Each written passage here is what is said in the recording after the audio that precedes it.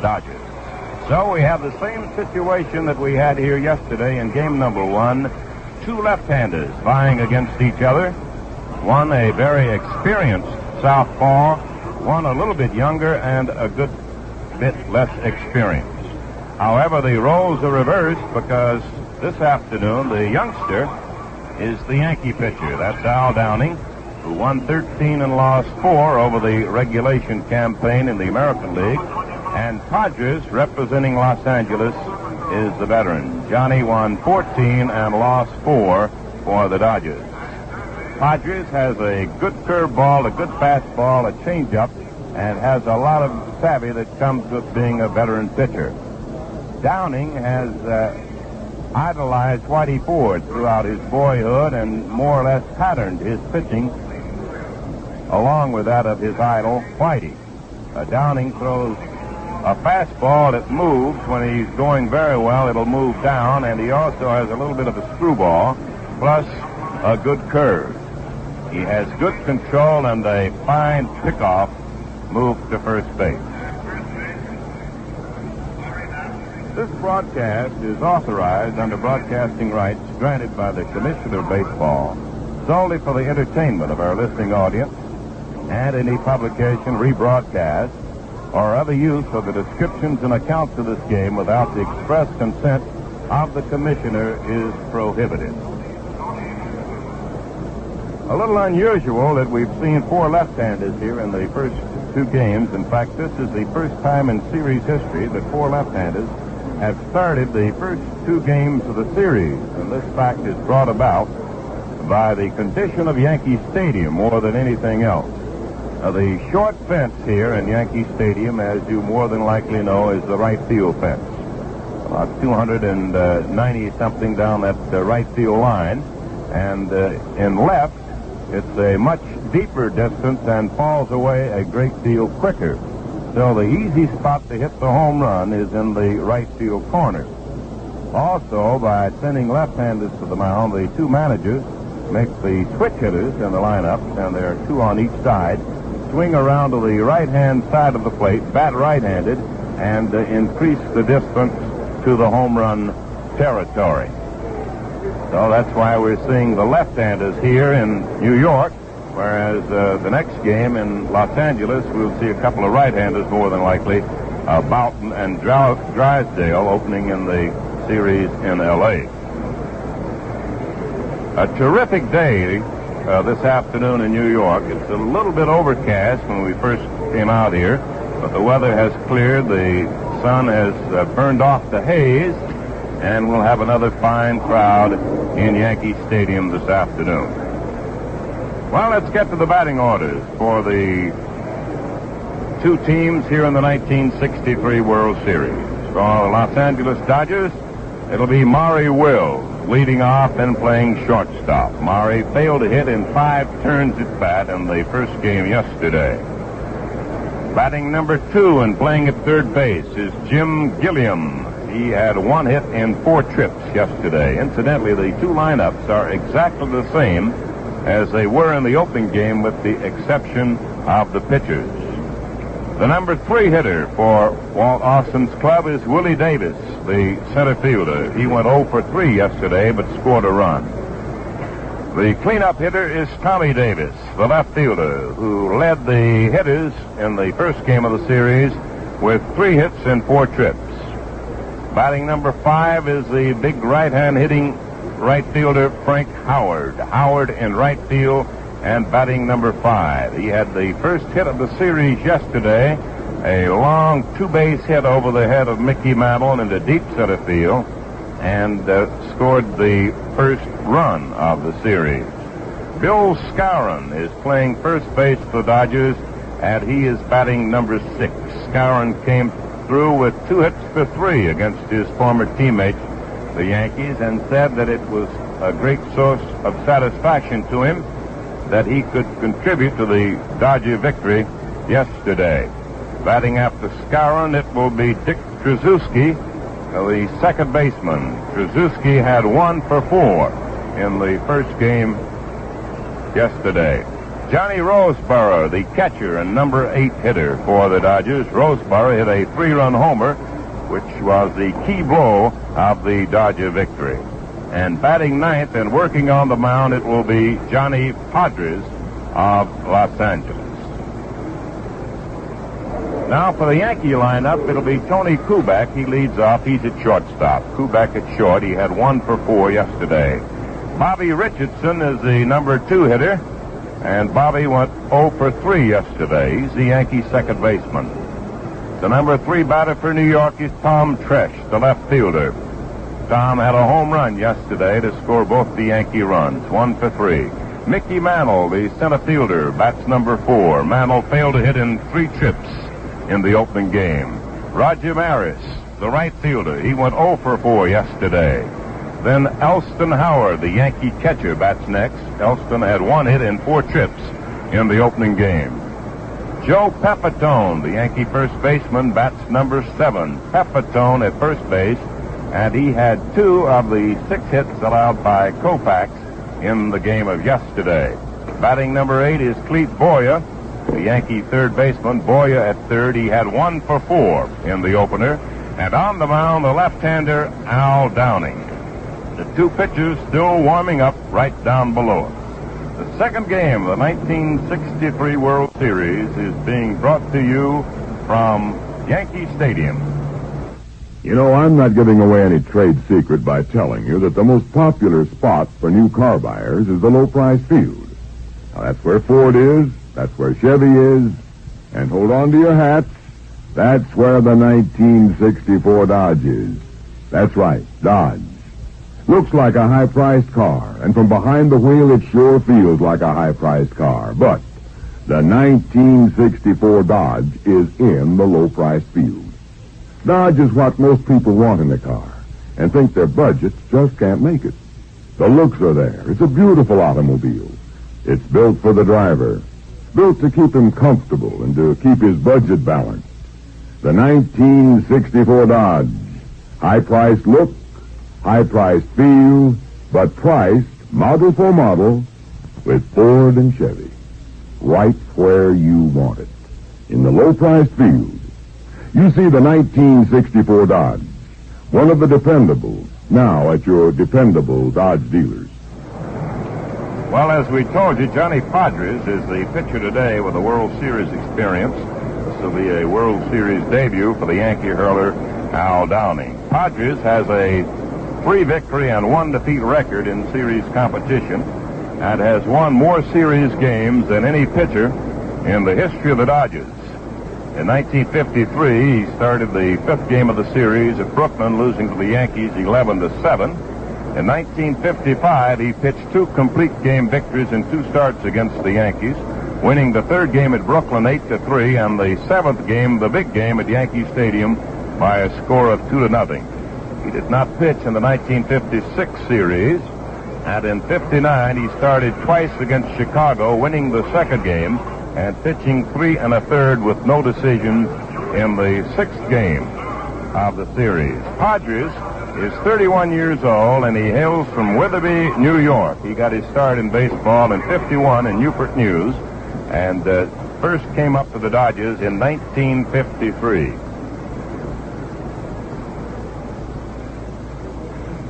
And now our national anthem. The nationally famous television and recording artist Tony Martin, accompanied by the Tommy Dorsey Orchestra, will sing our national anthem. Ladies and gentlemen, Tony Martin.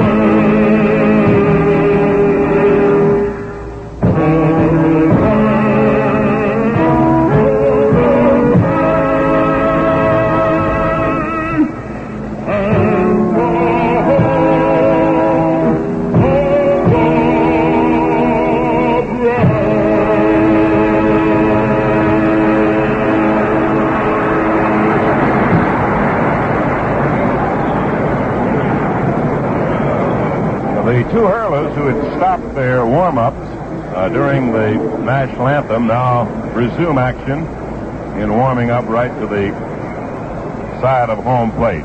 We were telling you about Johnny Podgers. Now we'd like to give you a little information about Al Downing. He's a boy from Trenton, New Jersey, and 22 years old. He broke in with Binghamton in the Eastern League in 1961 and joined the Yankees also that season, winning none and losing one. And the last 2 years he has pitched at both Richmond and with the Yankees. Last year with the Yankees he had no wins and no losses. And this year, after winning 3 and losing 2 at Richmond, was brought up to the parent club New York and won 13 and lost 5. He's the youngest Yankee in the World Series. The Yankees signed him out of Trenton, New Jersey High School and gave him a bonus of $15,000. Al Downing, in his first appearance in World Series competition, will be working against the veteran Johnny Podgers.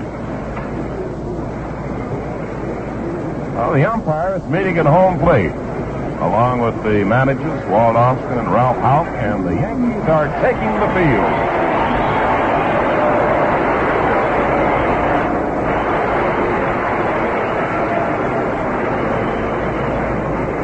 We pause 10 seconds for station identification.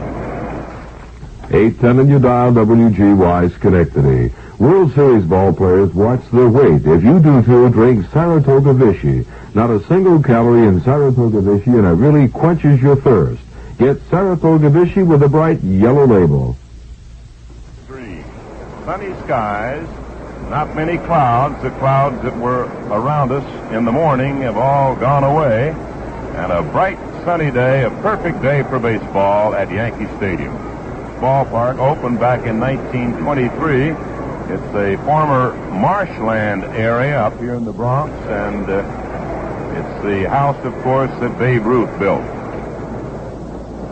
So Al Downing out on the mound taking his tune-up tosses as we get ready for game number 2 of the World Series, and it's our pleasure to bring back Joe Garagiola. Thank you very much, Ernie. Al Downing continues to throw with Elston Howard as catcher and plate umpire Tom Gorman leaning over as they do during the season to kind of get the beat as to what kind of stuff and what kind of speed Downing has on his different pitches. Maury Wills to lead it off. Pete Reeser is coaching at third base. It's Joe Becker coaching at first base. The Dodgers yesterday beat the Yankees 5-2.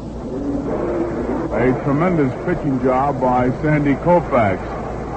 And today it's Al Downing, who, to borrow John Roseborough's description of Koufax's fastball, it'll be Downing who'll be pouring on the fire as he comes with that high hard one.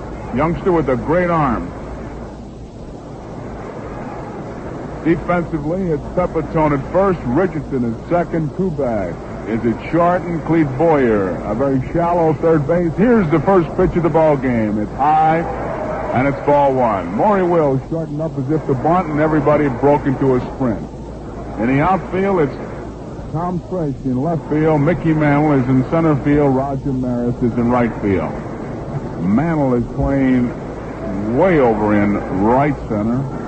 Not very deep. 1 ball, no strikes. Downing delivers. It's a strike. Downing comes from right on top. He comes overhand, much like Sandy Koufax. He's not as tall as Sandy. And he comes right from the top. Here's the 1-1 pitch by Downing. It's low and it's ball 2. One of the big topics of conversation today was the stolen base of Tommy Davis yesterday with the pitching of Sandy Koufax, who was kind of lost in the shuffle.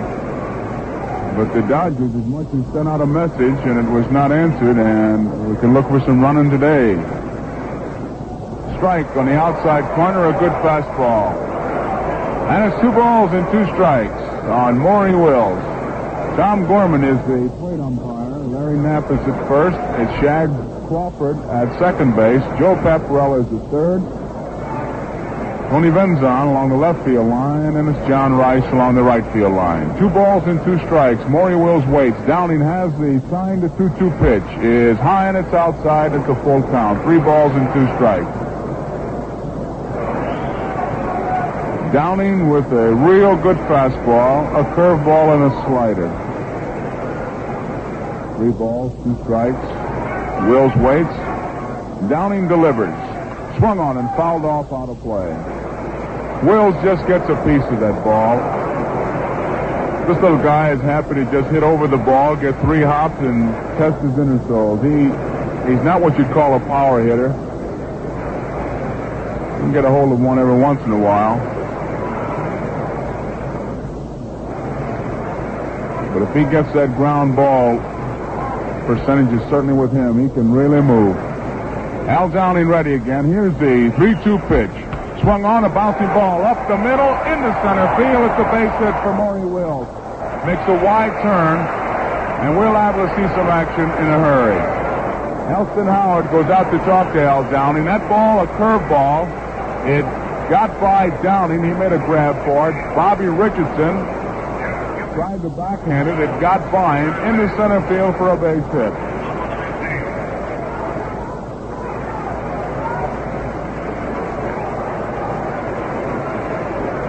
Wills has the green light at all times. He doesn't have to wait for a sign. Manager Alston just turns him loose. Whenever you think you can make it, you go right ahead. Wills a good lead.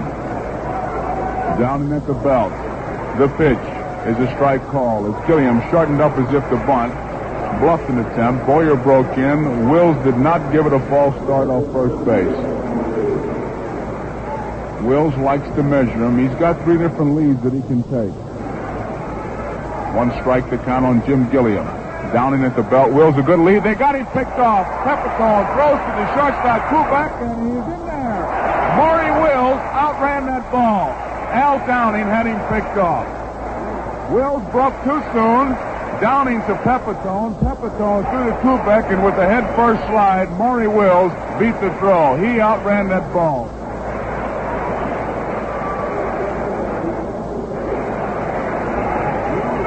Nothing but sheer speed that time. Yes, sir, sheer speed. Maury Wills measured Downing with that first lead that he took, and then broke, but he broke too soon. And now he's on at second base, and he's got a big lead.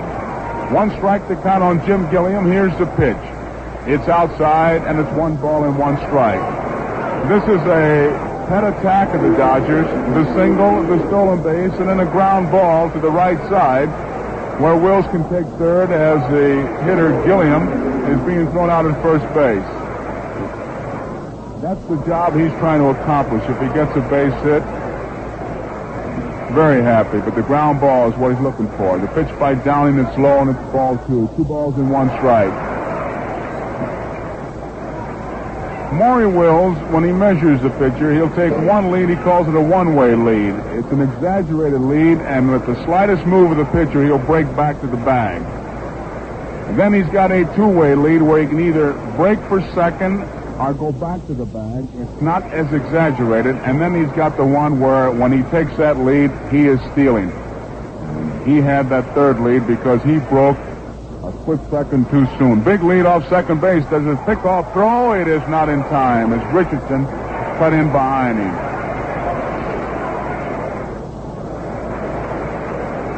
Boys, when that Wills gets on at second base, he's got everybody in the ballpark, including the vendors, moving. Mantle backing up the play. They count 2 balls and 1 strike on Jim Gilliam. Downing checks Wills. Here's the pitch to Gilliam. It's low and it's ball 3. The infield plays Gilliam just a shade to pull. Kubek over near the hole between short and third. It's Richardson that Wills has to watch for as Richardson at second base shades towards the bag. 3 balls, 1 strike. We're in the top half of the first inning. Maury Wills. A big lead off second. Here's the pitch by Downing to Gilliam. Swung on, line drive, right field. It's a base hit. Up with the ball is Maris. Wills is going to be held at third as the throw comes in, and there goes Gilliam to second. And there goes the Dodger running that you've heard so much about. Gilliam trying to hit that ball in the right field, at least get the ground ball, gets the base hit.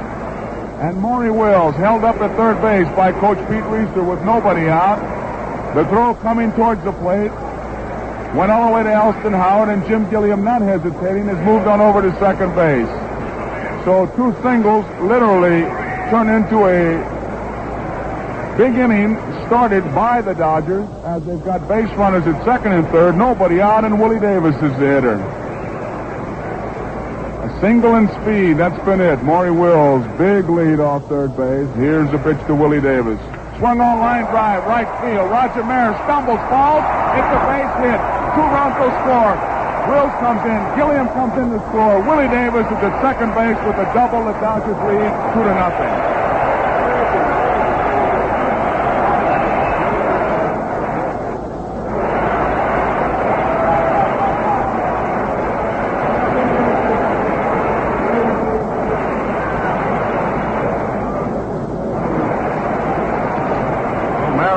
Trouble on that ball. He lost his footing out on the turf.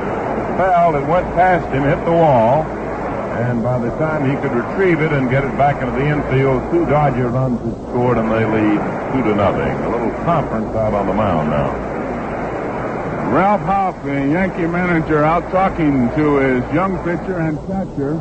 Pete Reeser goes out to talk to Willie Davis, who may have stumbled a bit as he rounded first base.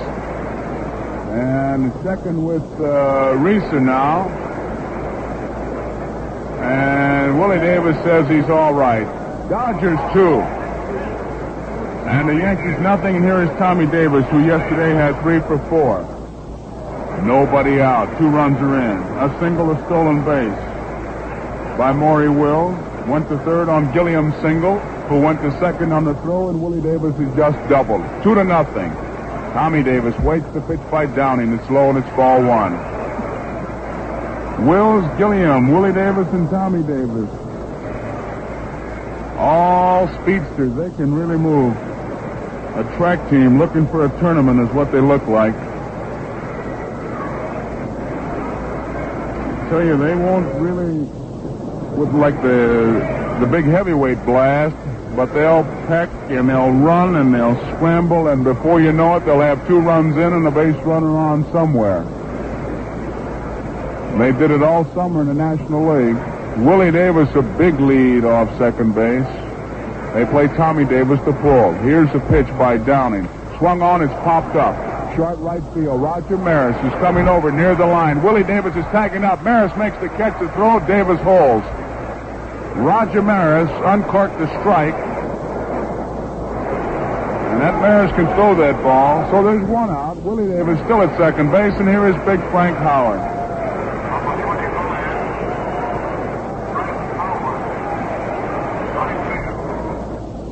Howard hit a ball here yesterday as hard as any ball has ever been hit in this ballpark, according to the Yankee ball players. There's 1 man out. 2 runs are in. Dodgers on 3 hits have scored 2 runs. Willie Davis is at second base. Howard, a good fastball hitter. Downing, a fastball pitcher. Great big guy. Waits. Downing at the belt, delivers. Starts to swing, holds up the curveball, goes low, and it's ball 1. They've got a spot for Howard if they want to pitch carefully. First base is open. Be one of those spots where don't give him that good room service fastball to hit. Make him hit your pitch. If he wants to chase the bad ball, all right. Downing delivers. A let-up. Swung on. A beautiful let-up pitch by Al Downing, which was a bit of a surprise for Frank Howard, and he was about maybe 4 or 5 minutes ahead of it. And this big guy starts that big bat coming. I tell you, he's got to swing because that bat looks like it comes towards you in sections. 1 ball, 1 strike. Downing delivers. Swung on. Bouncing ball. Kubek has it to play. Will be at first base. The throw. Pepitone digs it out. And Willie Davis, very daring base running, enables him to go to third base. Kubek hesitated. And there's a pretty good tip-off on Dodger speed. When you're on at second base, they will usually tell you, the coaches will, make that ball be to your left. As you're facing home plate, make it be to your left, and then you can come on over to third. This ball was a good 6 or 8 feet to Willie Davis's right. Kubek wisely went to first. Low throw, but Pepitone dug it out. Here is Bill Scarron. Strike, a fastball. Scarron had himself a good day yesterday against his old teammates with 2 base hits. 2 men out. Willie Davis is on at third base.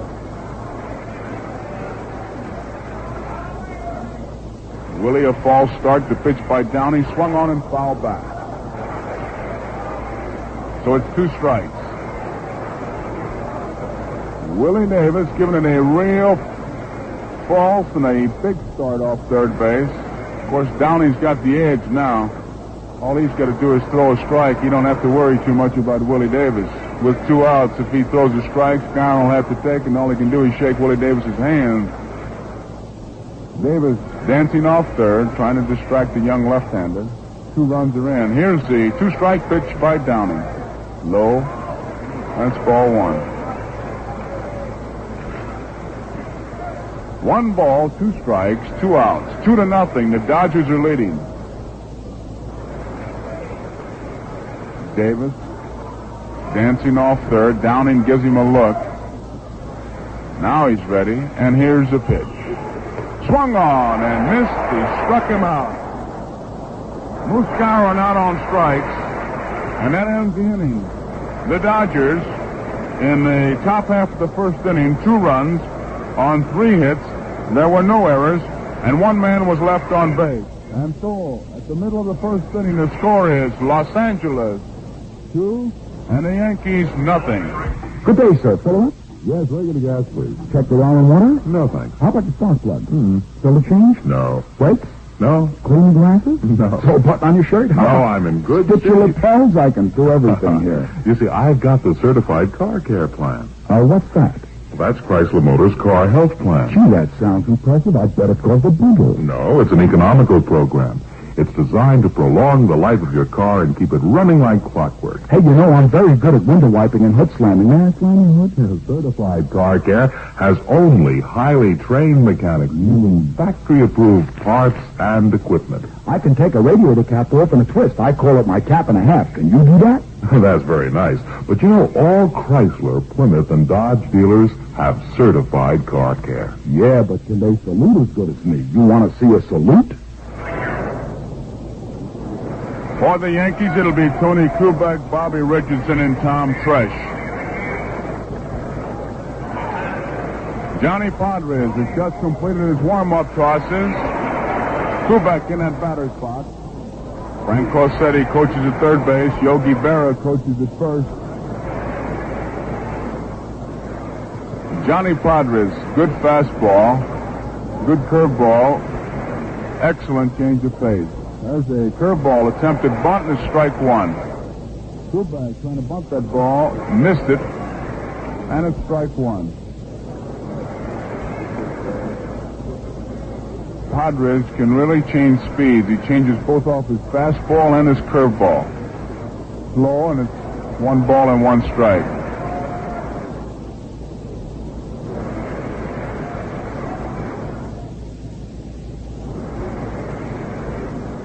Tommy Davis in left field kind of guards the left field line. Willie Davis shades Kubek towards left center. Howard is normal, so the big gap is in right center field. Here's the 1-1 pitch by Padres to Kubek, a fastball and a strike.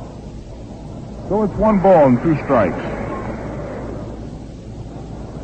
Moose Scarron at first base, Krasuski at second, Wills the shortstop, and Gilliam at third base. That's the Dodger infield. Curveball swung on, line drive. Willie Davis is right there and makes the catch. He had him played perfectly. The ball was hit good, but once again, when you have those scouting reports, they'll set the defense, but it's up to that pitcher to deliver that ball to where the fella can't do any more than where you have your defense stacked. And the Dodgers certainly stacked it to protect left center, and Kubek hit a line drive right to Willie Davis. 1 out, and here's Bobby Richardson.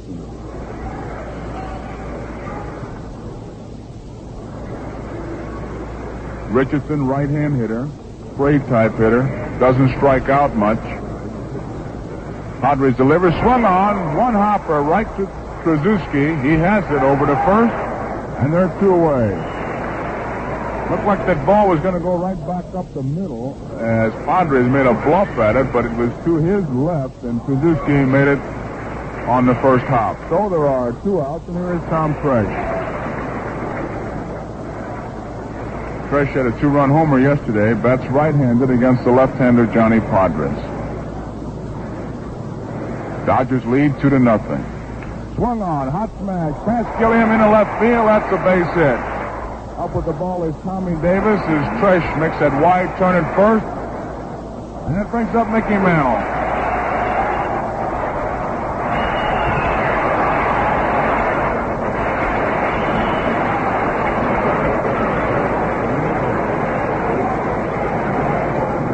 Mantle batting right-handed against the left-hander Padres. They're trying to keep these Yankees from popping them into that short right field section. And, of course, the Yankees the same thing. Here's the pitch to Mantle, high, and it's ball 1. So the left-handers all working here at the Yankee Stadium. Yesterday, Koufax and Ford. Today, Padres and Downing. 1 ball, no strikes. Mantle waits. Tresh will lead off first base. 2-0, the Dodgers are leading. We're in the bottom half of the first inning.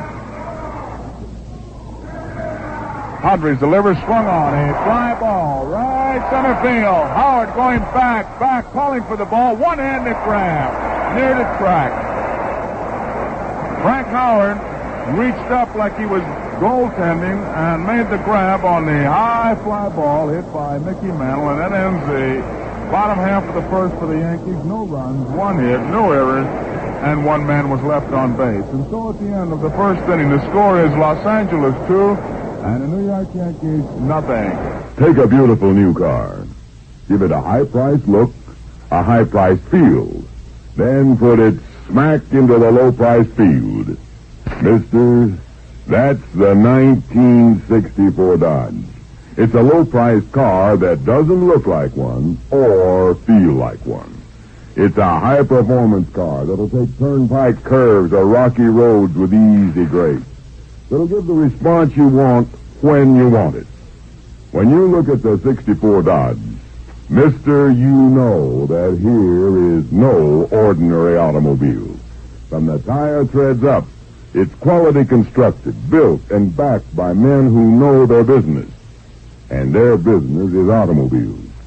You don't have to take a Dodge on first sight, or you might like to. Get in and let the comfort surround you. Let the performance thrill. And then you'll want to get down to cases with your Dodge dealer. Compare Dodge prices. Then drive Dodge home. The 1964 Dodge, one of the dependables. Krzyzewski in the batter's box. Downing delivers, and Krzyzewski fouls it off, a high fastball, and he had a real good cut. Mantle plays very shallow in center field. When you come to the ballpark, you can get a pretty good idea of how the ball club is pitching a particular ball player by watching the center fielder. He is usually the key man. Curveball, didn't mean to swing, hits his bat, fouls it off, and a strike 2. In the outfield, it's the center fielder who is the swing man, shading one way or the other, and in the infield, it's either the shortstop or the second baseman. 2 strikes, no balls to count on Dick Krzyzewski. We're in the top of the second. The Dodgers are leading 2-0. Downing ready. The 2-strike pitch is swung on and missed. He struck him out. And that's the second strikeout for Downing. He's got a real good slider. And usually, I tell you from the broadcast booth, it's hard to tell a slider. Almost impossible as far as the break of the ball. You can call a slider by the actions of the catcher or the hitter. Here is Roseboro. Swung on and missed strike 1. And I know the first time I saw Downing pitch, I said to Yogi after the game, I said, boy, that kid's got some curveball. He said, no, that's a slider. So that's how big it breaks. Roseboro waits the pitch by Downing. He attempts to bunt, misses it, and it's strike two. Well, there you are. There's the fellow that hit the big home run yesterday, but he's got that kind of speed where he can bunt and beat it out. And he can bunt with 2 strikes and beat it out. Not that he'll be thinking about it here. They play Roseboro to pull that ball. It's swung way around to the right side. Pepitone guards that line. Richardson is back, 2 back near the bag. Mantle is in right center. 2 strikes and no balls to count. Downing delivers. Struck him out. A fastball over the inside corner. Roseboro took it. Tom Gorman, the plate umpire, indicates that it did get that inside corner, and there are 2 outs, and that's 3 men in a row that Downing has struck out. And here is Johnny Podridge.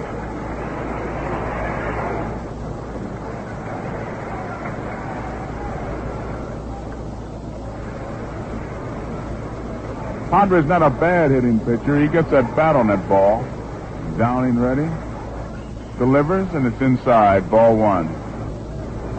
Tresh not too deep in left field. Mantle is playing kind of a extra shallow center field. He's in. Maris normal. Strike is called, a fastball.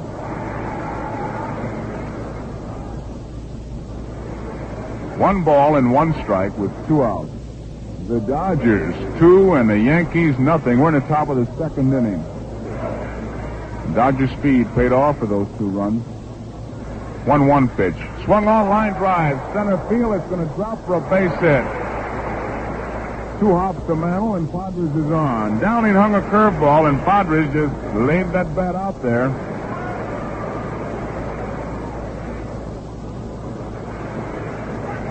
And Maury Wills comes up with Podridge on at first base, so if nothing else, you'll be clogging the baselines with Podridge on there. It'll get in the way of Wills should he get on. In fact, in the International League one year, Paul Richards used to walk the pitcher when Sam Jethro would come up just to put somebody in front of him. Either a pitcher or a fat catcher will clog him up, Ernie. One or the other, eh? Maury Wills waits and Downing delivers. It's a strike, a fastball. Pepitone holds Podridge close. Even though Podridge is a pitcher, the Yankees are not taking anything for granted. And that's the way they've played this game, and the record speaks for itself. Downing delivers. Strike 2.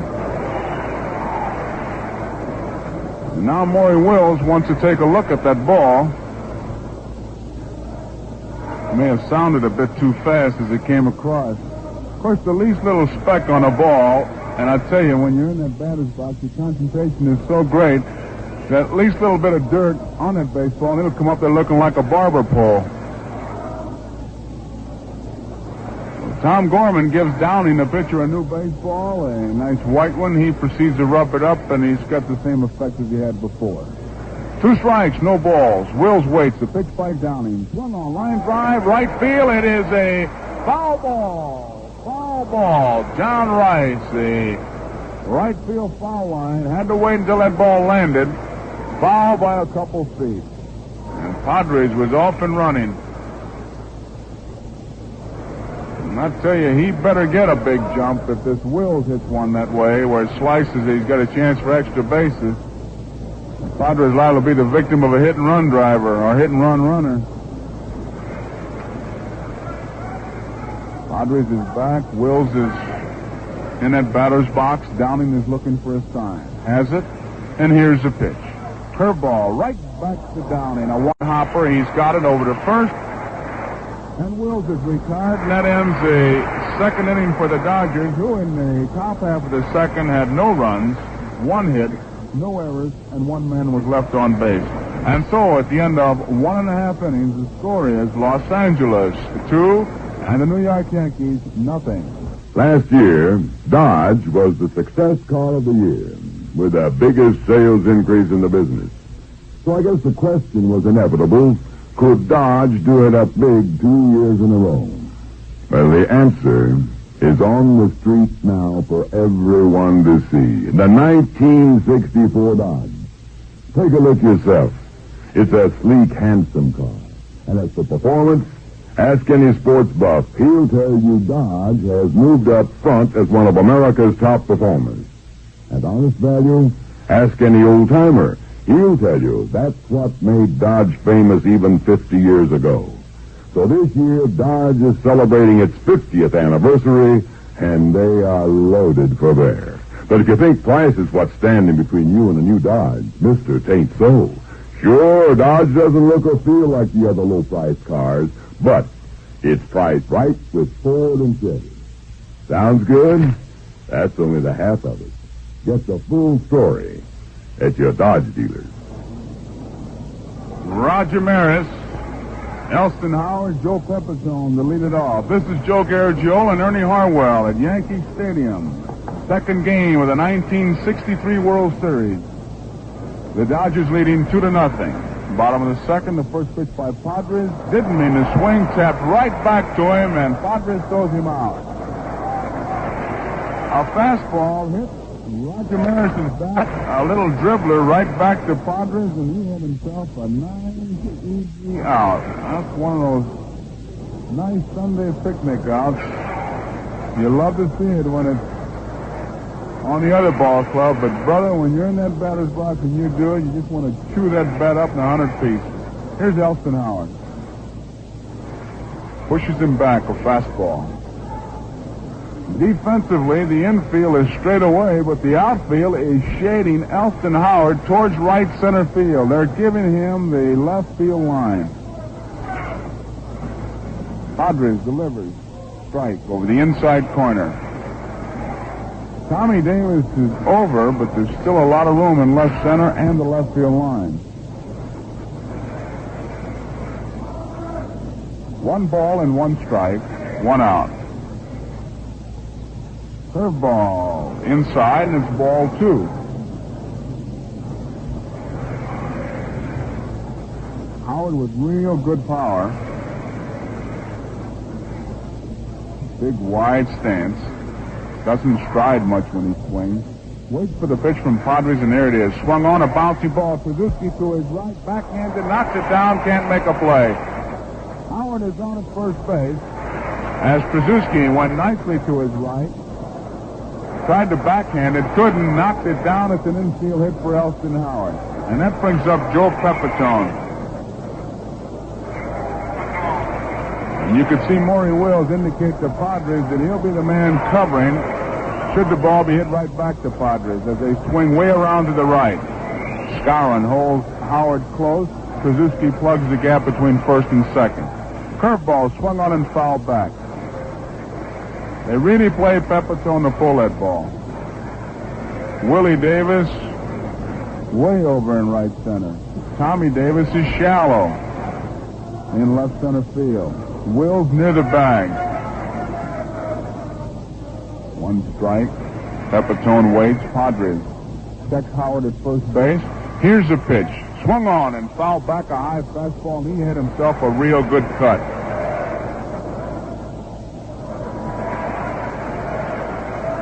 Two strikes to count on Joe Pepitone. This Pepitone with real quick hands. A good quick bat is the description given this left-hand hitter. Joe Pepitone. 2 strikes. Padres at the belt. Howard leads off the pitch. Low, ball 1. The roar that went up was for the fan who was able to get that ball loose from the screen. The foul ball was stuck. The worked it loose. It was his moment in the sun. Capacity crowd in Yankee Stadium, and all eyes were on him. Here's the 1-2 pitch by Padres to Pepitone. Outside, it's 2-2. He really reached back for that one. He went back for that extra. 2 runs, 4 hits, no errors for the Dodgers. No runs, 2 hits, and no errors for the Yankees. That's the line score. We're in the bottom of the second. There's 1 out. Elston Howard leads off first. Pepitone waits. Padres delivers the 2-2 pitch. Did he swing? No, says Tom Gorman. And it's ball 3. That was a fastball inside. Pepitone started the swing. Held back and in time, says Tom Gorman. That's the toughest play for the umpire, the half swing.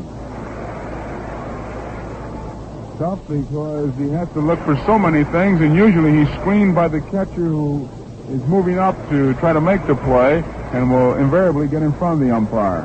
3 balls, 2 strikes. Howard leads off first. He's holding. The pitch is low. Ball 4, a curveball. Roseboro knocked it down, and Pepitone goes to first base with a base on balls. Howard moves on over to second base, and it brings up Clete Boyer.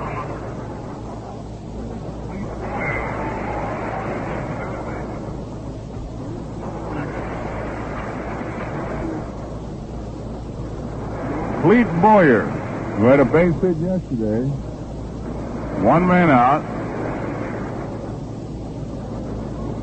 That last pitch to Pepitone, a little bit of a surprise, a curveball on a 3-2 count. It broke low, and it puts the tying run now at first base. Howard's at second base. Boyer waits. Here's Padres, the pitch. Way high, a curveball. I tell you, that squib. That's the kind of curveball you used to throw with your thumb. And you'd be in the back of the yard, you know, and you'd want to really get that good break on it, and really you'd almost bite your tongue as you threw it. Just kind of squibbed out. Padres set, pitch. Swung on and missed. Fastball. And it's 1 ball, 1 strike with 1 out. Straight away for Boyer. He keeps the defense pretty honest. Boy came up to the big leagues. He was strictly a pull hitter, but he's gone in the right field so much that he has just made the defense honest, and they play him straight away, giving him a lot more area to get that base hit. 1 ball, 1 strike. Howard leads off second, Pepitone off first. The pitch. Swung on and fouled back. 1 ball, 2 strikes to count. Clete Boyer the hitter. 1 man out. Dodgers leading 2-0. We're in the bottom half of the second inning. Frank Corsetti coaching at third base. Yogi Berra coaching at first base. Howard leads off second. Pepitone off first. Here's the pitch by Padres. Curveball, low. Roseboro, a nice play. And it's 2 balls and 2 strikes. Padres let up on that curveball. Boyer had committed himself and then laid off. And it broke low, and the count goes to 2-2. Johnny Padres. Ready. Checks the base runners. The 2-2 pitch. Curveball swung on and missed. He struck him out. Johnny Padres gets his first strikeout of the ball game, and he gets it in a real good spot, a curveball. And here is Al Downing. 2 outs. Downing, although a left-handed thrower, bats right-handed. Padres and Wills in the short conference. And usually those are the kind of meetings where a pitcher in the heat of a ball game will try to know as much about a hitter as possible, and he'll say, well, how do you pitch this guy? And the infield will have some kind of an answer like, just pitching down the middle and don't worry about letting him hit it. Just don't walk him, and we'll bunch him. Curveball. High. And ball 1. There's a lot of curveballs in this inning. 2 men out. Howard at second base. Pepitone is at first base. Padres delivers. Fastball low, and it's ball 2. Downing takes a look down at Crossetti. You'd almost be willing to mortgage the house that he'll be taken here. Crossetti goes to a set of signs. Downing is not sure. Crossetti gives them to him again. They'd like to get 2 back up there. You can bet on that. 2 balls, no strikes. Padres delivers. Downing is taken all away, and it's right down the middle. 2 balls, 1 strike. Al Downing, the hitter. Howard as at second base. Pepitone at first base. Dodgers are leading 2-0. Padres delivers. Low, ball 3. And once again, Downing takes a look at Crossetti. And I'll bet if Crossetti had himself a big sign, he'd paint it up there. Take it. Run the full count if they can, or draw that base on balls to get those hitters up there. Let's see what happens. 3 balls, 1 strike. Downing takes it right down the middle, and it's a full count. The look on the pitcher's face is always a funny one in a spot like that, because the coach will give him the takes down, and he'll look as if to say, "Who, me?" 3 balls, 2 strikes, a full count. The runners will be off. Howard at second base. Pepitone at first. Padres is ready. The 3-2 pitch. There they go. Swung on and fouled back.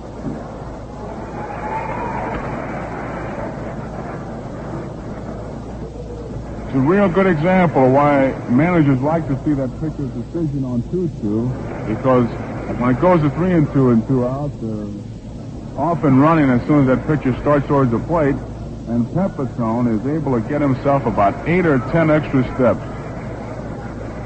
3 balls, 2 strikes. Johnny Padres checks the runners. Howard at second, Pepitone at first. The pitch to Downing on the way. Swung on and missed and struck him out.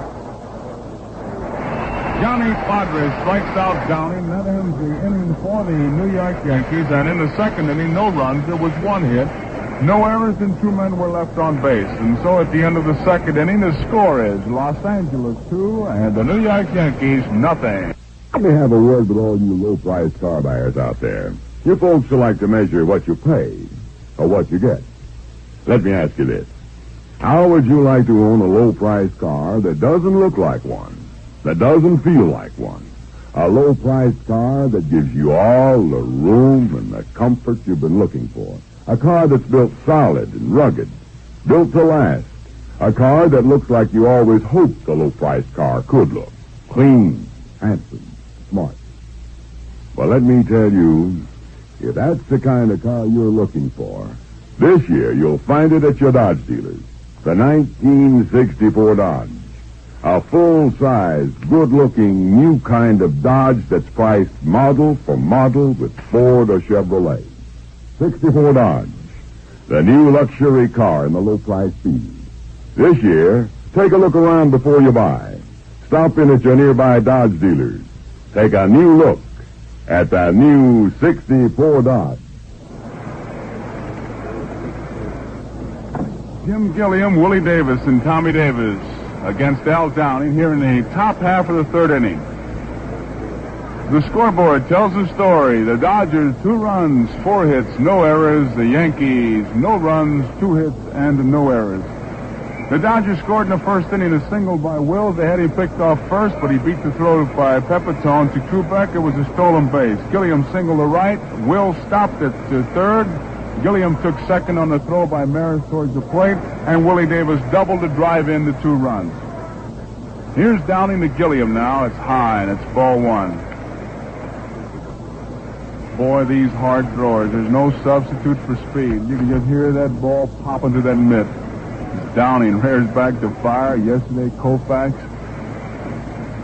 Swung on. Hot smash. Nice play by Boyer at 3rd. Over to 1st, and there's 1 out. And he made a one-handed pickup like, well, nothing new. I've been doing this all my life. And he has. He can make it look easy. Been a pretty tough play for most any third baseman, and very easy for Cleveland. Here is Willie Davis. He had that big double. Boyer shortens up. The outfield swings around towards right center field. That's the spot they want to protect. Fastball. Strike is called. Joe Becker coaching at first base, and Pete Reeser coaching at third base. Downing delivers. Swung on and missed, and a strike 2. A high fastball, and he tied him up. He got that in a real good spot. That's that one high and tight and low and away. That'll make a 42-game winner out of you. 2 strikes and no balls to count on Willie Davis. 1 man out, nobody on. Dodgers 2, Yankees nothing. Downing a curveball, and it's low. Willie Davis takes it, and it's 1 ball and 2 strikes. Even his breaking ball, you could hear it pop into that mid of Elston Howard's. Everything is real good hard stuff. 1-2 pitch. Did he swing? No. High, and it's 2 balls and 2 strikes.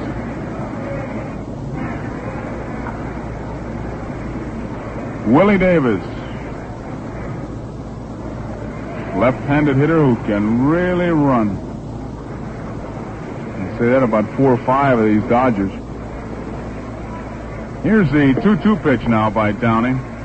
Curveball. Strike 3 is called. Strike 3 is called a curveball. A quick breaker. Willie Davis says something as he walks away from home plate. And that's 4 strikeouts for Al Downing. Johnny Padres has 2. Boy, that one just seemed to roll off the table. Started about high, and where Howard caught it was about at the shoe top. Davis flying to right. Waits. Fastball is a strike.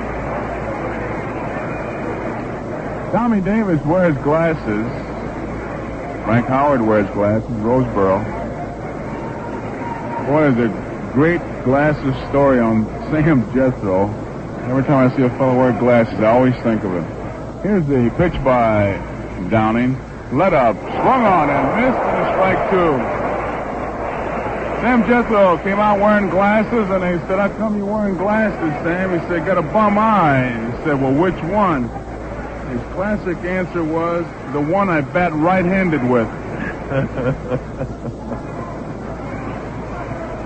So that's pretty fine hitting to have one eye you bat right-handed with and one you bat left-handed with. Here's a 2-strike pitch to Tommy Davis. Foul right back, a fastball.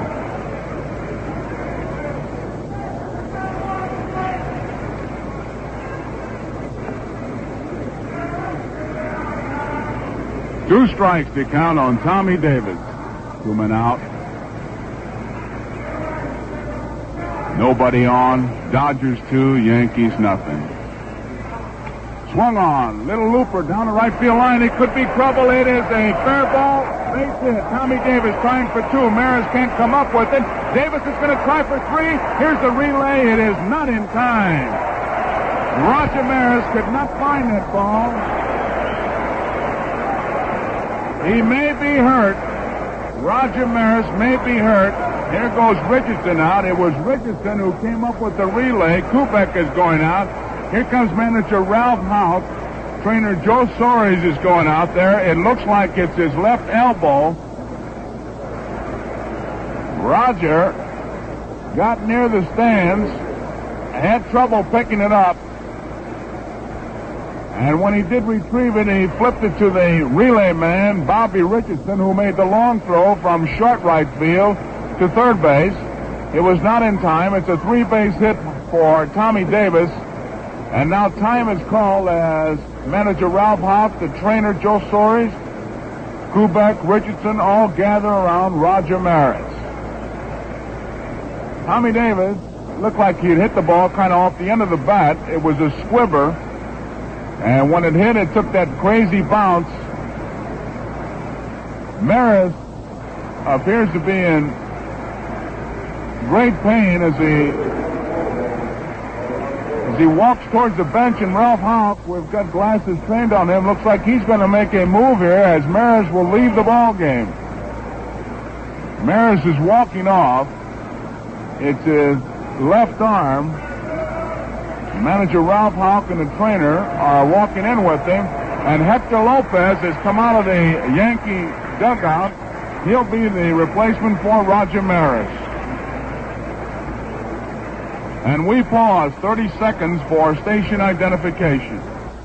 810 and you dial WGY Schenectady. World Series time is fun time. The whole world takes on a new look and excitement, even for those who are only lukewarm baseball fans. When you're tense and your mouth gets dry, take a refreshing break with Saratoga Vichy, the most refreshing beverage you can drink. Served with ice and a twist of lemon, Saratoga Vichy is the most thirst-quenching drink you've ever tasted. It has a distinctive dry taste that quenches your thirst and refreshes you at the same time. Get Saratoga Vichy now on special sale at your favorite store. Well, Hector Lopez is the new right fielder. Tommy Davis is on at third base, and Big Frank Howard is the hitter. Howard, big guy. Tommy Davis, a big lead off third. Here's a pitch by Downing. Curveball high, almost a wild pitch. And boy, I tell you something, this Dodger speed, don't sell it short. I know you're not. And Howard goes out to talk to him, and he's much as saying, now don't worry about that fella at third, you just get the hitter. And Downing as much as looks at him and says, don't worry about him, he's running halfway down there, and look who's hitting. That guy looks like he's about 10 feet 8.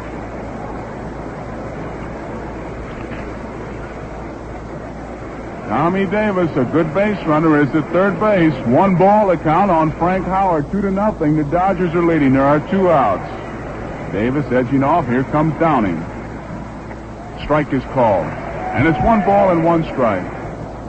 Boy, I know when I was with the Cardinals and we're going to play the Brooklyn Dodgers at Jackie Robinson. He'd run you crazy off first, off second, off third. Here's the 1-1 pitch. Curveball let up, and it's way high and outside, and that Frank Howard was on tiptoe, and he's about left the ballpark.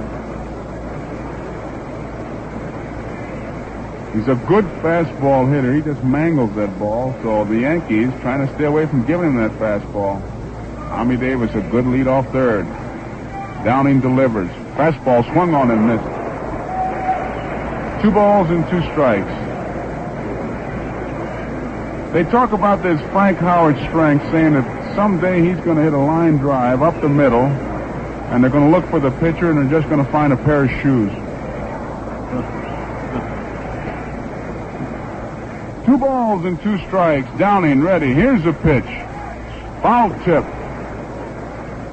Good fastball as Downing challenges the big guy.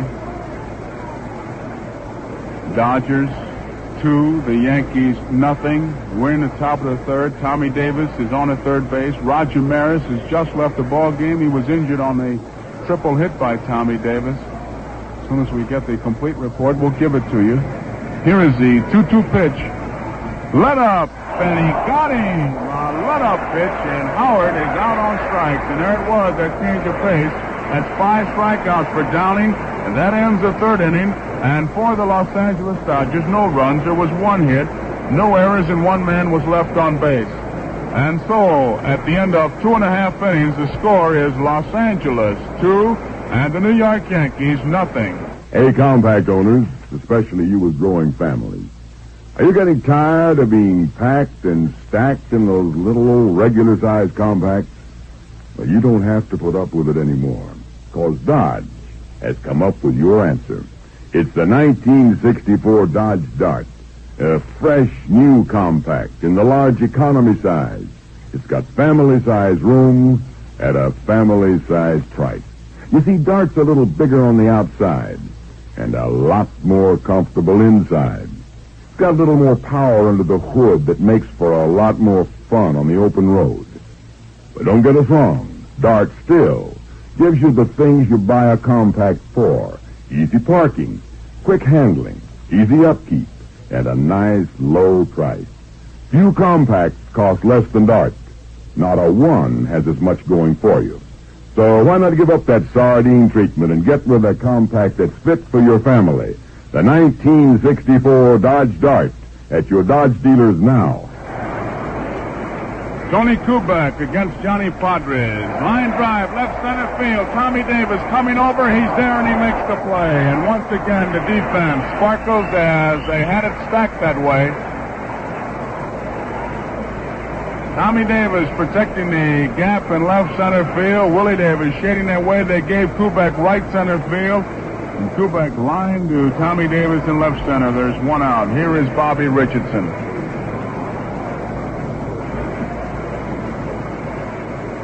Padres with a 2-run lead against Richardson. Richardson bounced out his first time up. Swung on, popped up in the infield. It's Maury Wills drifting back, calling for it, under it. And there are 2 outs. So the Yankees jumping on that first ball. And Johnny Padres with 2 pitches has 2 outs. Here is Tom Tresh. Tresh singled his first time up. He got the first base hit for the Yankees. Batting right-handed against Johnny Padres. And the left-hander ready. Tresh takes a curveball low, and it's ball one. And Dodgers play Tresh to pull that ball. They give him right center. Padres looking down for his sign from Roseboro. Has it. And here's the pitch. A let up, and it's high as Tresh gave it a fake bunt. And it's 2 balls and no strikes. About 3 or 4 different ways a pitcher can shake off a catcher. A simple way by shaking his head, the other one a flick of the glove, and the other one by just staring him down. Padres has been staring him down. Fastball, it's a strike. 2 balls and 1 strike.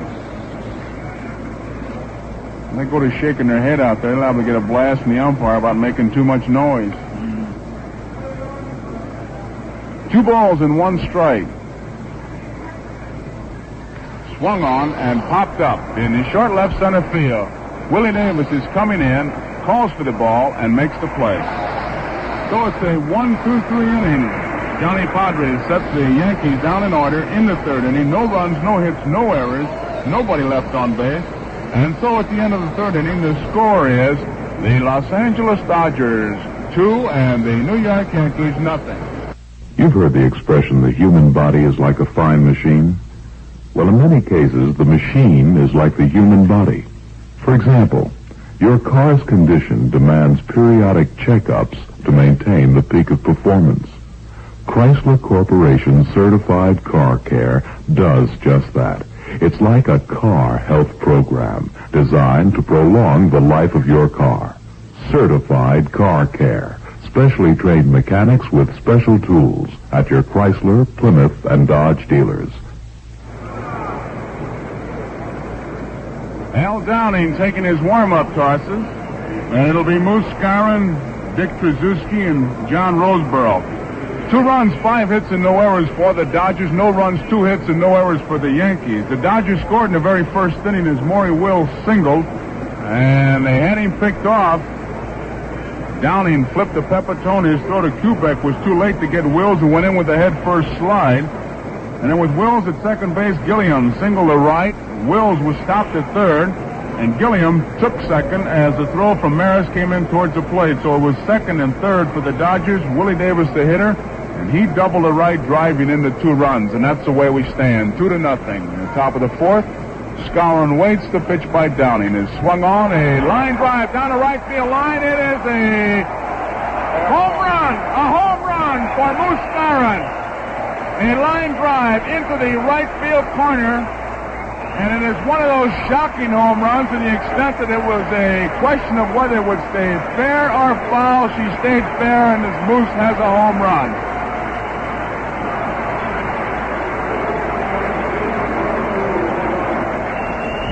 The line was such a fine one that John Rice, the right field umpire, indicated first that it was a fair ball and then gave the twirling sign of the home run. The Moose measured it close. Tracewski takes a fastball high, ball 1. Moose Skowron, a right-hand hitter, is just hit one just barely fair inside the right field line, and it's a 3-0 ball game. High, and it's ball 2. Moose Skowron hitting to the opposite field. Well, he's been described in many ways, and one of the most colorful ones is he is known as a sarcastic hitter. He looks one way and hits the other. And that's just what he did here. Here's the 2-0 pitch. High, ball 3.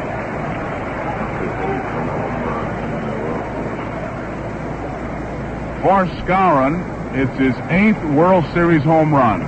Dodgers 3, Yankees nothing. Al Downing working to Dick Tracewski, who's up there with the count of 3 balls, no strikes. Ball 4, he walked him.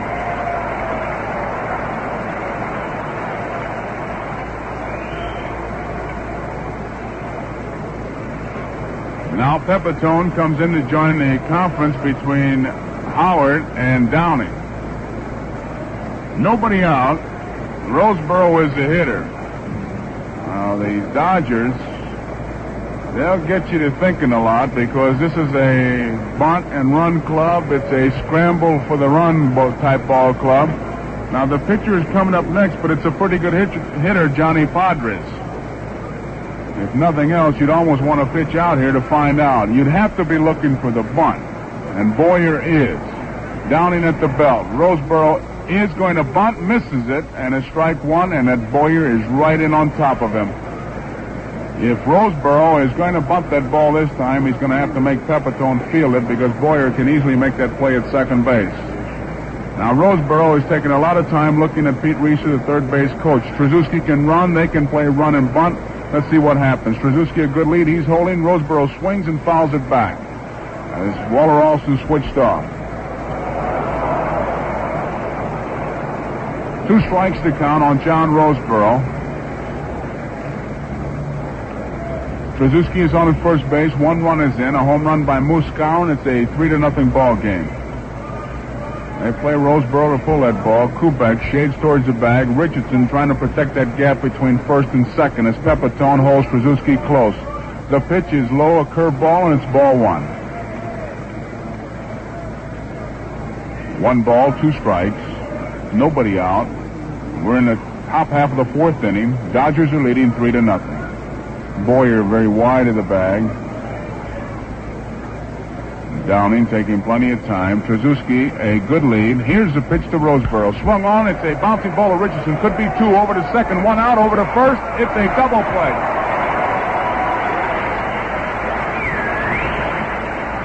The fine Yankee infield defense turned it over. Bobby Richardson gave Tony Kubek, the middleman, a good ball to handle about eye high. And Kubek just let it hit his glove, and away it was towards first base, and it's a double play.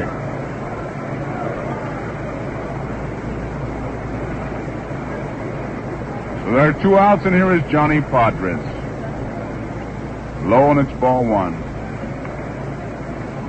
That first throw on a double play always makes it. You give that middleman a ball he can handle, he can get rid of it all right. And Kubek did exactly that. He got rid of it. A perfect throw from Richardson. Fastball misses, and it's 2 balls and no strikes.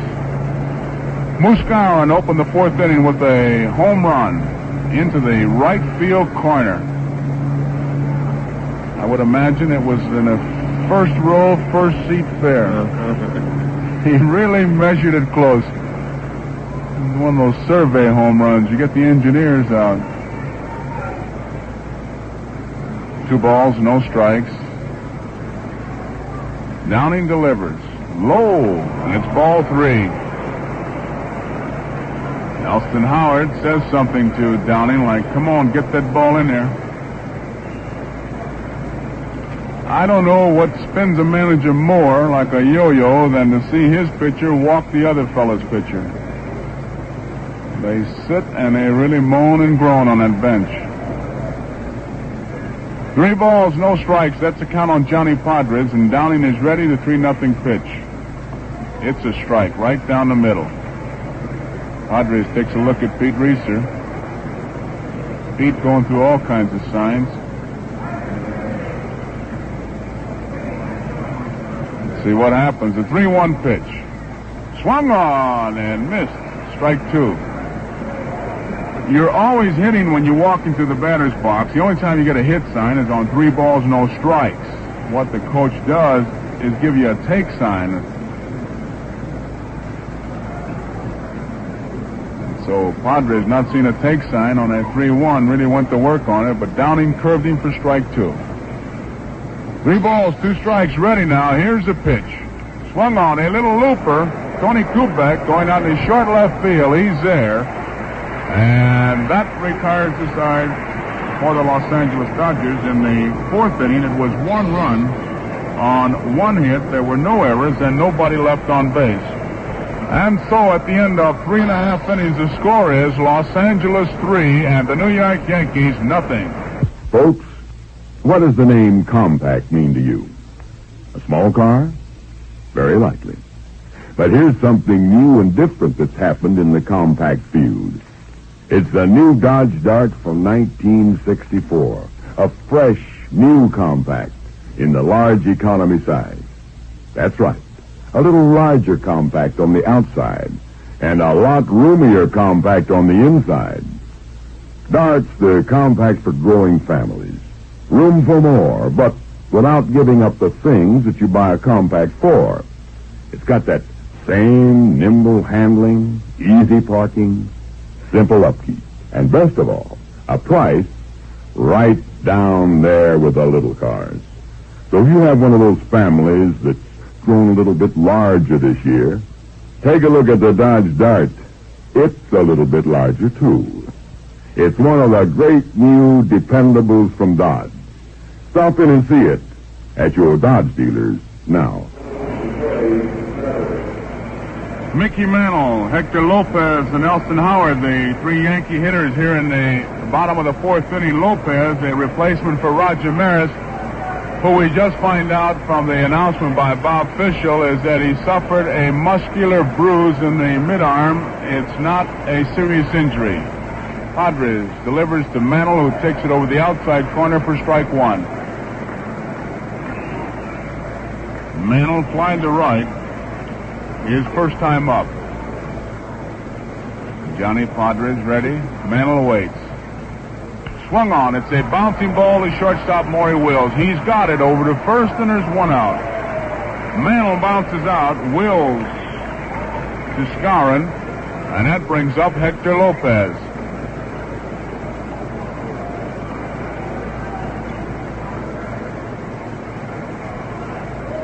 Lopez was a pinch hitter yesterday against Koufax. Koufax struck him out.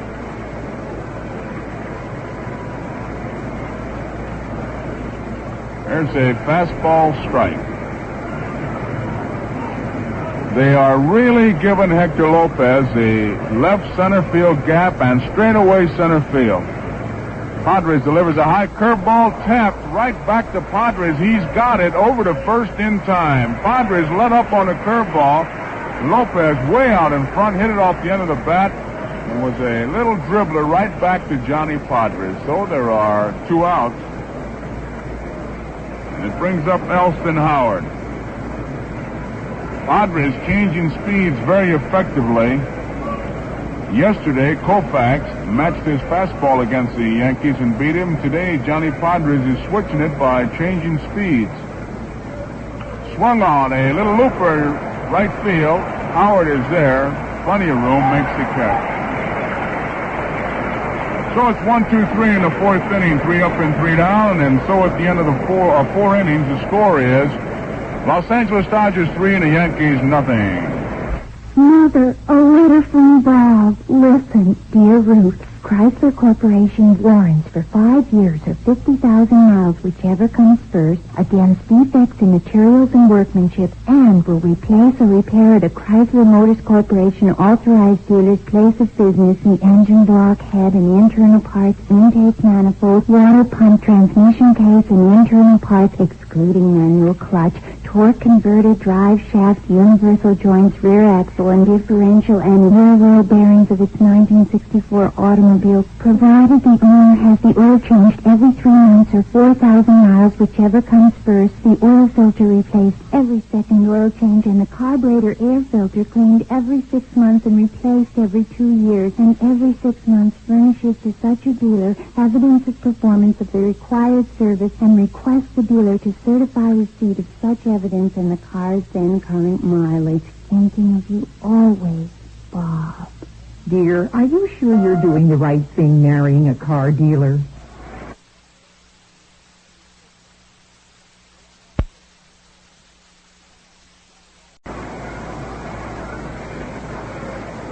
Al Downing taking his warm-up tosses to his catcher, Elston Howard. Maury Wills, Jim Gilliam, and Willie Davis will be the hitters he'll have to face in the 5th inning. The line score in this ball game so far, it's 3 runs, 6 hits, and no errors for the Los Angeles Dodgers. The Yankees no runs, 2 hits, and no errors.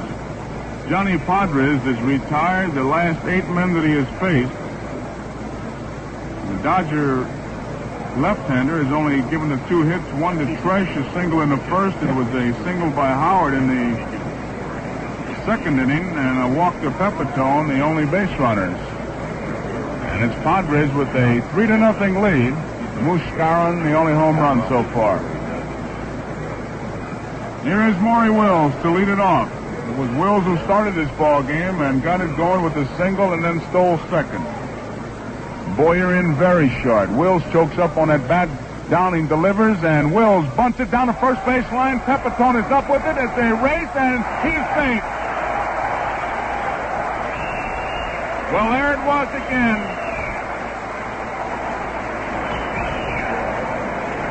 I tell you something, it's a real race. Pepitone fielded the ball. Downing, getting over to cover it, was outraced to the bag by Wills. He served as a perfect screen as Pepitone could not get around him, and Wills is on with an infield hit. Not a real heavyweight attack, but I tell you, they keep nicking at you, and you're bleeding a little bit, and pretty soon your leg falls off. Here's Jim Gilliam now. Wills, a good lead. Downing at the belt, a big lead by Wills. Gilliam is going to bunt it down the first base line, but it's foul.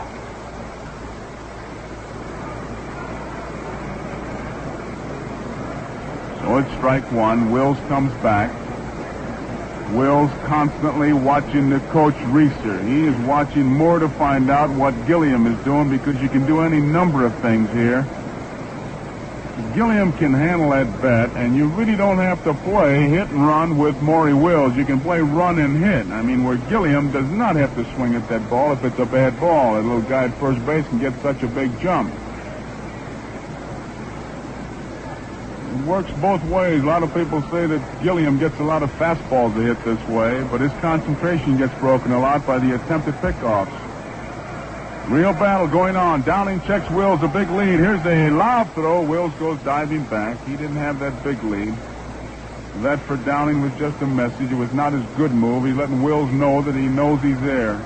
Wills a good lead. Downing at the belt. He's holding the pitch as they strike a fastball. There's two ways you can stop that base runner if you can do it. One of them is to hold that ball an extra 10, 15, 20 seconds to where the spring leaves the base runner's legs. And the other way is to just constantly throw over there and have him diving back. Wills a big lead, holds, bouncing ball. Kubek at shortstop has it over to Richardson, one out, over to first. It is a double play. They got it. They turned it over again. The Yankee infield that has been talked about so much has just turned over another fine double play. This one from Kubek to Richardson to Joe Pepitone.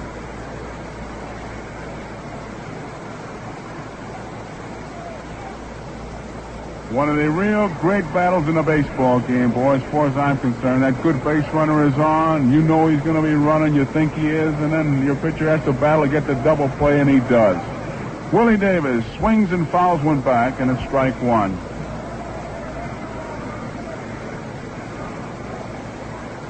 Everybody really springing into action. Elston Howard, the catcher, watching when Wills was on. Downing checking him.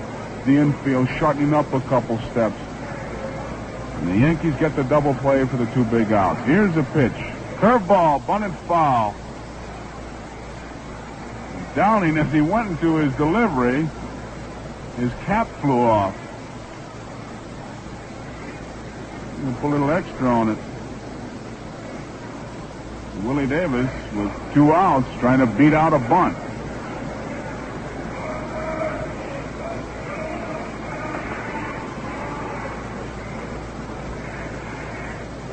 Two strikes to count on Willie Davis. He is 1 for 2. He doubled. Drove in 2 runs. Fastball swung on and fouled back. Tom Tresh in left field. A straightaway left field. Mantle is way over in right center. Hector Lopez deep in right field. Infield swung much more around to play Willie Davis, the left-hand hitter, to pull. 3-0. Dodgers are leading. We're in the top of the 5th. Curveball misses, and it's ball 1.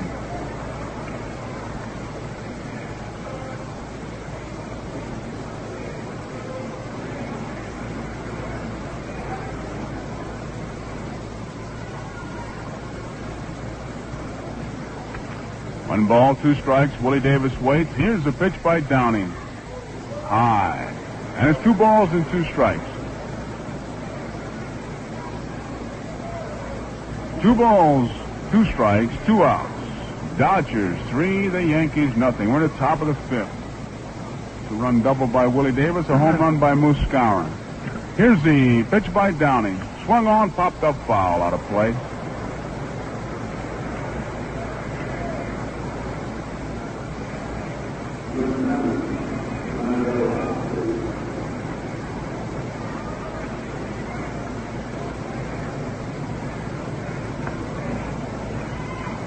Two balls, 2 strikes. Willie Davis staying alive. Boy, that crowd, you could almost feel them as they anticipated something from Wills, but that double play will really take it out of you. Here's the 2-2 pitch.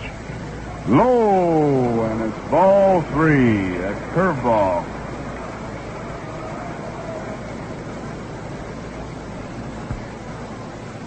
A full count on Willie Davis. 3 balls, 2 strikes. Downing ready. The payoff pitch. Strike 3 is called. Called out on strikes. It's a 1-2-3 inning helped by a double play. For the Dodgers, it was no runs. It was 1 hit, no errors, and nobody left on base. So the score, as we go into the bottom half of the 5th inning, the Los Angeles Dodgers 3, the New York Yankees nothing. And the first half of today's game was brought to you by the Chrysler Corporation. The second half of today's game is presented by the Gillette Safety Razor Company. And to bring you that second half of the ball game, here is Ernie Harwell. Well, thank you, Joe. Johnny Podgers has been the big man so far for the Dodgers, flanking the Yanks with only 2 hits. And the other day we asked Johnny, have you tried the new Gillette stainless blade? Here's his tape-recorded answer. I certainly have. And right from the start, that Gillette stainless was everything I expected. And more. They really stand up, too. I'd hate to start to count the number of easy shaves I got with my first blade. When a man takes his first stroke with the new Gillette stainless, he knows that shaving's going to be quicker, smoother, lots easier from then on. And here's why. On stainless steel, on any steel, it's the edge that counts. And Gillette edges are the world's sharpest and easiest shaving. You get clean, fast shaves, and more of them per blade. Here is superb shaving satisfaction that continues blade after blade, dispenser after dispenser. A 6-blade dispenser of the incomparable Gillette stainless blades, 89 cents, the lowest price per blade.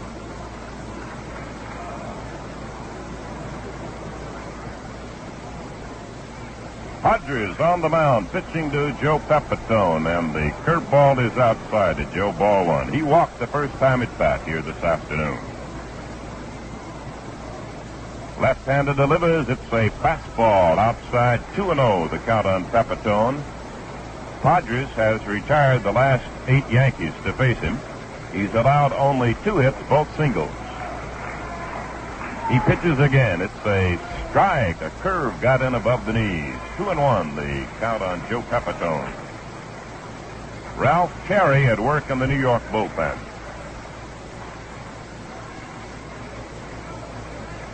Dodgers ahead, 3-0 in the 5th inning. The windup, the pitch to Pepitone.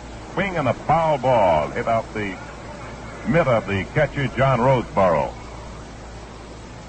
The Dodgers have 3 runs on 7 hits and no errors, and the Yankees have no runs on 2 hits and no errors. The Yankee hits a single by Tresh with 2 out in the 1st inning and a single by Elson Howard with 1 out in the 2nd.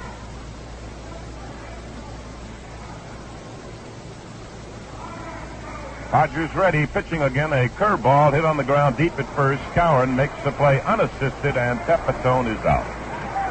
Well, the Moose caught that ball deep near the line and beat Pepitone to first base. 1 up and 1 down. Here's Clete Boyer, who struck out the first time he faced Johnny Podgers. Yankees have had only 1 man pass first base. Howard, he got the second after he singled, and then Pepitone walked behind him in the 2nd. Boyer takes a ball low and away. Ball 1 on Clete.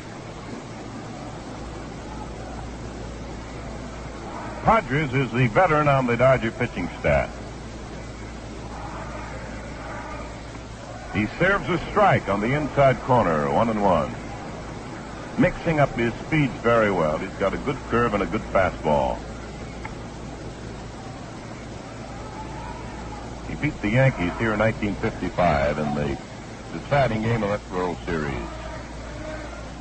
It's a strike, a fastball over above the knees. 1-2. Well, the first time he got Boya, thought of a change-up curve. Let's see what he gives him this time. 1 out and nobody on. 3-0. The Dodgers lead in the fifth. The pitch. Here's a slow curve. He swings and missed the ball. The ball dropped by Roseborough. He tags Boya before he can get out of the batter's box. Got him on the same pitch. You know, Ernie, when a fellow has a catcher who can block that ball and keep it in front of him, he has greater confidence in bouncing that ball up there to see if the hitter will chase it. And Padres with Roseborough back there has been doing it. He just did it on Clete Boyer, bounced the curveball, and had him going for it. We're going to have a pinch hitter now. It'll be Harry Bright, who came into the ninth inning and struck out to end the ball game, and also enabled Koufax to set his strikeout record yesterday. Harry Bright, a veteran campaigner of many a minor league season, and a fine replacement here for the Yankees. Here's a strike call, the curve across on Bright.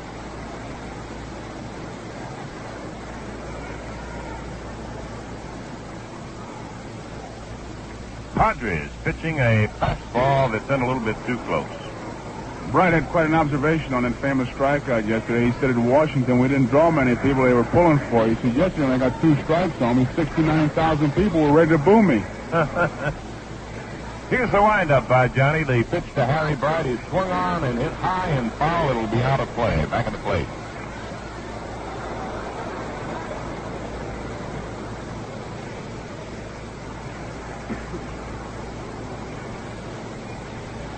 Center fielder Willie Davis over toward left center on Bright. Here's a curveball that is down low and off the chest of Roseborough. 2-2 the count on Bright. Bright at one time managed in the minor leagues. He also took a year out of baseball to go to work in a furniture store. Good job for the Yankees here in the 1963 season. The Dodgers lead New York 3-0. It's the last half of the fifth inning. Harry Bright is batting for Al Downing, the starting pitcher. The windup by Padres. The pitch to Bright is a strike. He gave him the curveball on the inside corner. Struck him out. No runs, no hits, no errors, and nobody left. And at the end of 5, the Dodgers 3, the Yanks nothing. Well, Al Downing struck out 6 here in his first World Series start, and our engineer has a recording of Al talking with Mel Allen just the other day. Let's play it. Say, Al, tell me, how long have you been shaving with the Gillette Slim Adjustable Razor? Over a year now, Mel, but I still can't get over the smooth, easy shaves I get. And clean, really clean. For smooth shaves, comfortable shaves every stroke of the way, Al has the right idea. The Gillette Slim Adjustable Razor. It answers all shaving problems easily because you can adjust the blade setting to suit your own combination of skin and beard exactly. Just twist Gillette's exclusive 9-position micrometer dial on the handle. Be sure to use Gillette Foamy Instant Lather Shave Cream to super soak your beard and keep it moist from first easy stroke to last. And right now, take advantage of the saving on the Gillette World Series Special. Get the Slim Adjustable Razor with the Super Blue Blades, plus foamy, regular or menthol, a $2.29 value for only $1.79. You save 50 cents. We pause 30 seconds for station identification. WGY Schenectady. Enjoy the World Series more. Treat yourself to a highball made with Saratoga Vichy. Saratoga Vichy is the perfect mixer, world famous for its distinctive dry taste and long-lasting carbonation. It's not just plain carbonated tap water, no sir. Saratoga Vichy is a sparkling, fresh spring water. Saratoga Vichy has a hint of alkalinity, which, with its carbonation, gives mixed drinks more zip and tang. Lets you enjoy the taste tonight, helps you feel better tomorrow. Really satisfies a deep thirst. Saratoga Vichy, now on special sale at your favorite store. Right-hander from Larned, Kansas. Boy who was born in Big Cabin, Oklahoma. And this year with the Yankees won 17 and lost 15. Terry, a veteran of 3 World Series. In the 60 series, he won none and lost 2. In 61, he won none and lost 1. And last year won 2 and lost 1, winning the deciding game against the San Francisco Giants. Ralph Terry takes over for the starting pitcher, the left-hander Al Downing. Downing, with the first 5 innings, allowed a total of 3 runs on 7 hits. He walked 1, and he struck out a total of 6. They've turned the lights on at Yankee Stadium. We've got a slight overcast. The Dodgers lead 3-0, and here is the 6th inning. Tommy Davis, the right-hand batting outfielder, faces right-hand pitching Ralph Terry. It's a swing and a miss. He took a big riffle at that one on the fastball. Terry has a nice, smooth motion. Won 23 games last year. That was his top year, 62. The curveball is low and away, 1-1.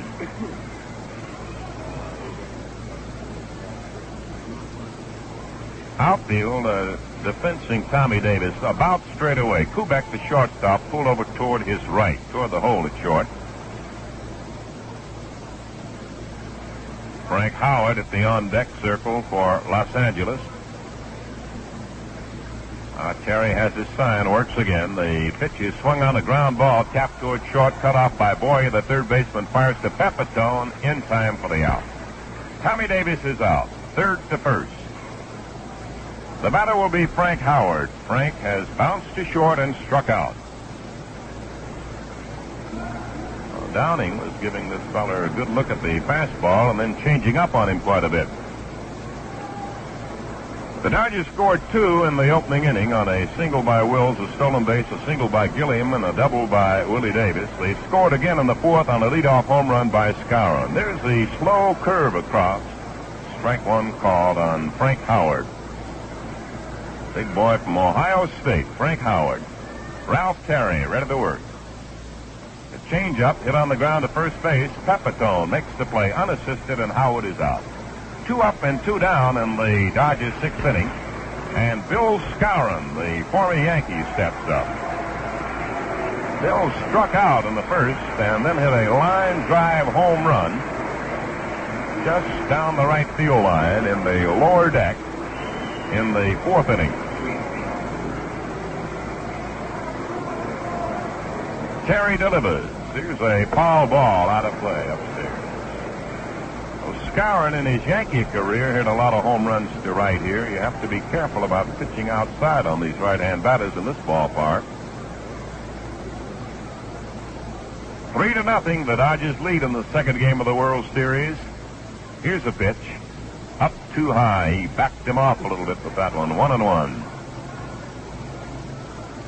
Sun has come out again. We've got the shadow cutting across in front of the mound.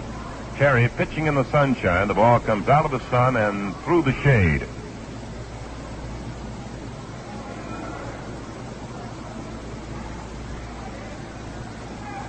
The Moose waits. The 1-1 delivery. Watch out. In too close. Another fastball.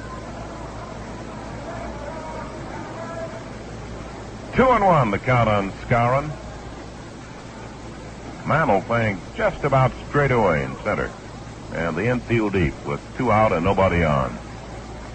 Here it comes. A curve across. 2-2. Well, he set him up with a couple of fastballs inside. Then he threw that one right at him, but it curved across the plate. That's the kind of curveball Ernie had that front foot talking to you, like, let's get out of here, and you say, no, come on, stay with the rest of me. Well, you're back in the dugout, eh? Yeah. 2-2, that's the count on the Moose. The windup by Terry. He delivers. Here's a bounding ball to right, a base hit.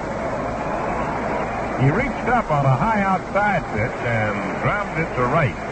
The second hit by Skowron, the 8th hit for the Dodgers. They have at least 1 in every inning. Wills has 2 and Skowron 2 to lead the attack. Krasuski now, the second baseman.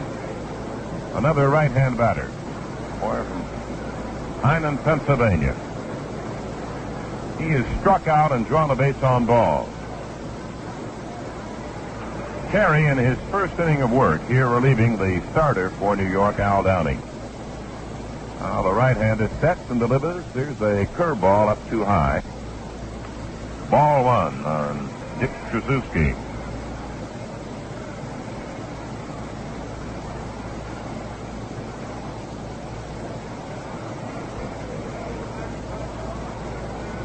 Pepitone is wide of the bag at first now.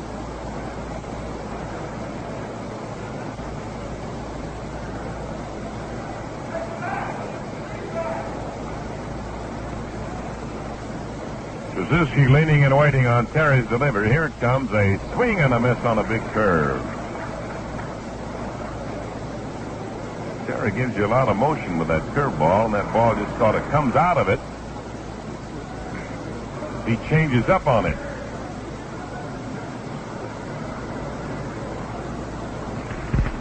The set and the pitch. He swings and pops it foul back at the plate. It'll be out of play. 1 ball, 2 strikes. Count on Trzaskowski.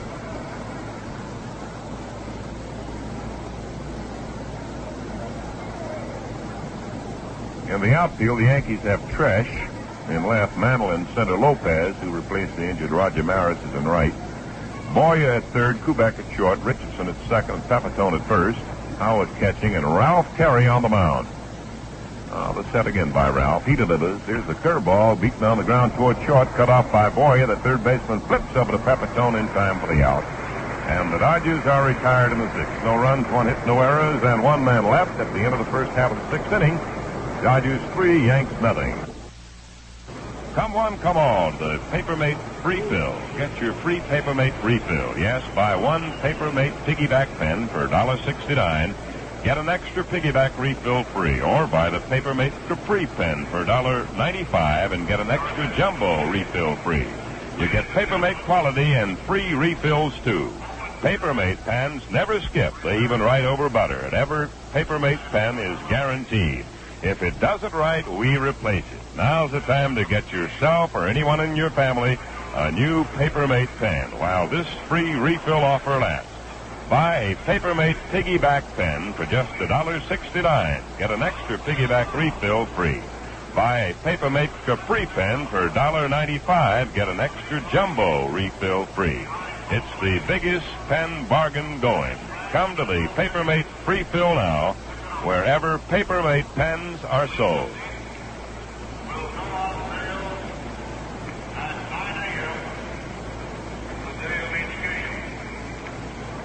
Tony Kubek, the leadoff man, will be leading off here in the 6th inning for New York.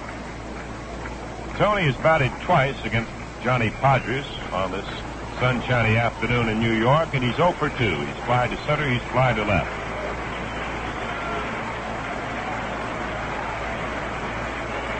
Podgers, the left-hander, pitching for Los Angeles, delivers a curve over just above the knees.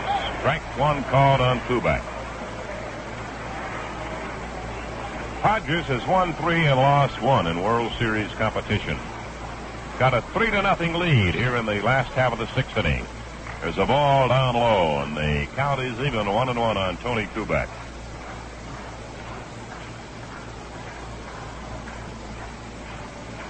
Willie Davis shading him over to left field in the center field position.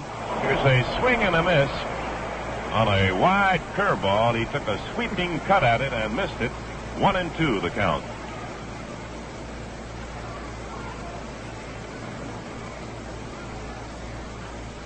Now Podgers into action again, delivers. Here's a ground ball past the mound to short. Wills has the big hop. Throw to first to Skowron in time. And Kubek is out short to first. Bobby Richardson the batter. Well, the Yankees paid quite a tribute to Richardson when they were talking about Koufax. They said, well, they believed a lot about this fella, but striking out Richardson 3 times in one ball game, he said he just doesn't do that.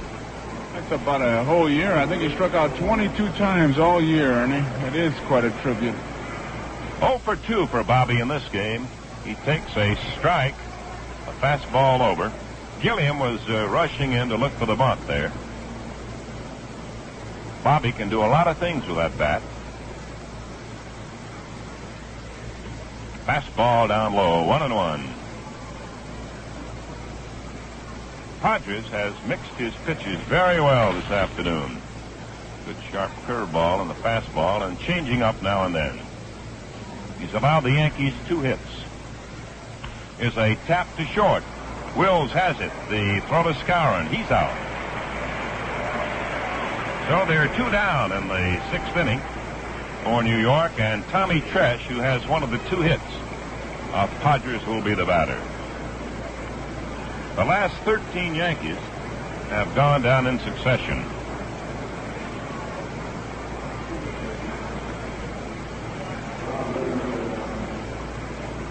Since Pepitone walked in the 2nd inning, they've not had a runner. Now Padres delivers, and Tresh swings as a line drive to left field for a hit. Fielded by Tommy Davis, and Tom Tresh, who has been the hitting hero for the Yankees in the series, gets his 2nd hit of the afternoon. He's on first with 2 away.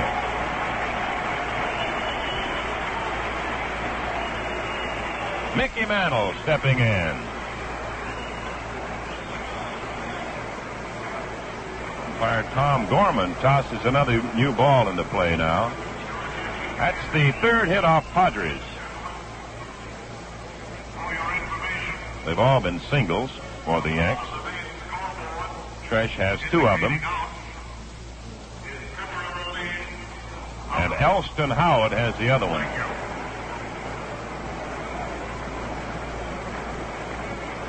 Now Mantle is 0 for 2 in this game.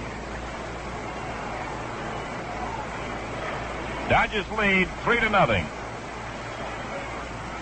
Throw to first. It's a wide one. It gets by Skowron.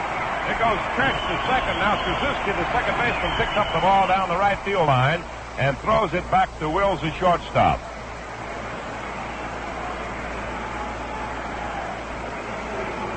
The error is charged to Padres on the throw to first base on the pickoff that got by Skowron, allowing Tom Tresh to move on to second base. Roseboro out talking to Padres and settle him down because it was certainly unusual circumstances to try a pickoff play here with 2 outs. It would take the extra base hit to drive in Tresh from first base, and now the single will do it. It looked like Tresh was just going to play safety first and give Mantle a chance to try to go for that long one. And Padres decided to pick him off, threw badly, and now they've got a man in scoring position. And Roseboro wants to settle his pitcher down, which apparently he feels he has. Mantle 0 for 2. He didn't have a hit in the first game yesterday. So he's looking for his first World Series hit of 1963. It's a ball up high, fastball. Ball on the count on Mickey.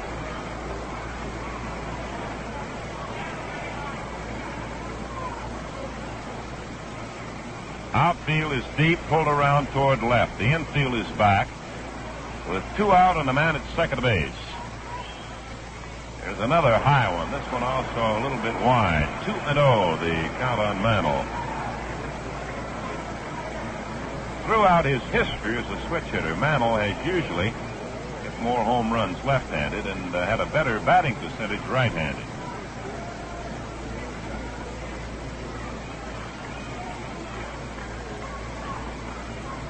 Waiting on a 2-0 delivery from Padres.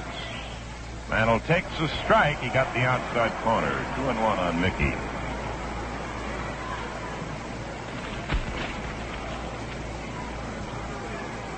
Dodgers 3, the Yankees nothing in the 6th inning. The Yankees have a man at second. The second time in the game they've had a man that far. They're set by the left-handed Padres. He pitches. There's a swing and a fly ball. Hit into left center field, fairly deep. The 2 Davis boys are back there, and the center fielder, Willie Davis, makes the catch. A long fly to left center to retire the side. No runs, 1 hit, 1 error, 1 left. And at the end of 6, Los Angeles 3, New York nothing. Here's your chance to get a Gillette Slim Adjustable Razor Set plus foamy instant lather shave cream and save 50 cents. It's the $1.79 Gillette World Series special.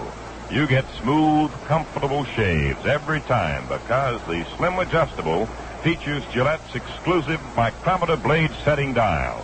You twist it to one of the 9 settings that's just right for your skin and beard. The razor comes with a supply of super blue blades. plus your choice of either regular or menthol foamy instant lather. All for only $1.79. It's a $2.29 value, so you save 50 cents. We pause 30 seconds for station identification. WGY Schenectady. You know, baseball players have to keep trim. It's a business with them, and they watch their weight. Maybe you'll never play in a World Series game, but if you're watching your weight, Saratoga Vichy is the beverage for you. There's not a single calorie in Saratoga Vichy. Just refreshing, tangy goodness in every sip. Reach for a Saratoga Vichy for a real thirst quencher without a calorie in a case. For the perfect highball mixed with the best, get Saratoga Vichy, now on special sale at your favorite store. Ralph Terry up on the mound now, ready to face the Dodgers in the 7th inning here at Yankee Stadium in the second game of the 1963 World Series. Terry has pitched in 1 inning of relief and retired the side with no runs and 1 hit. He faced John Roseboro, who will be leading off for the Dodgers, followed by Johnny Podres and then Maury Wills. Roseboro has worn glasses off and on. He didn't wear them toward the end of the year. He put them on just before the series and says he'll wear them through the series.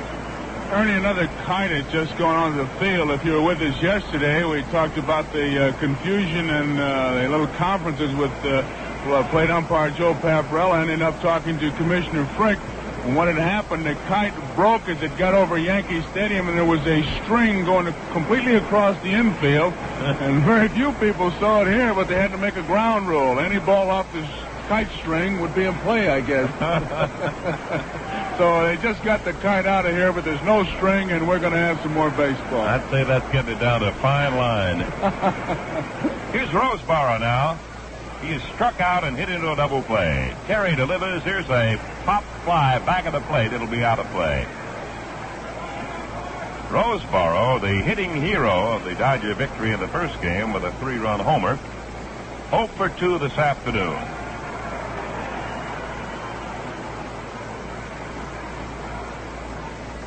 It's a ball outside. 1-1 the count on John.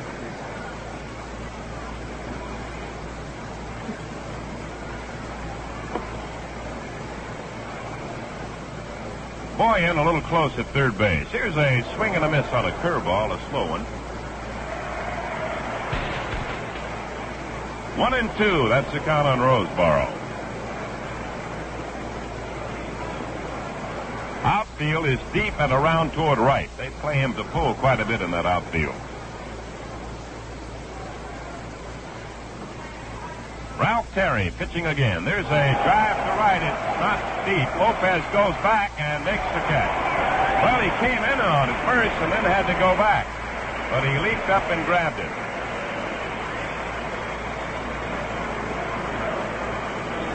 Johnny Podres will be the batter. The ball was hit sharply. Didn't have the height to get out of here. Lopez, after a slight misjudgment, recovered in time to make the catch. Podres has a single and a pop to short. He's done a great job on the mound and gets a fine round of applause for it. There's a strike on the outside corner. 1 strike on John. Outfield plays him a little bit toward the right side. Boy, very wide of the bag at third. There's a slow curve over the plate, but too low, and the count even on the pitcher. 1-1. 3-0. The Dodgers lead in game number 2.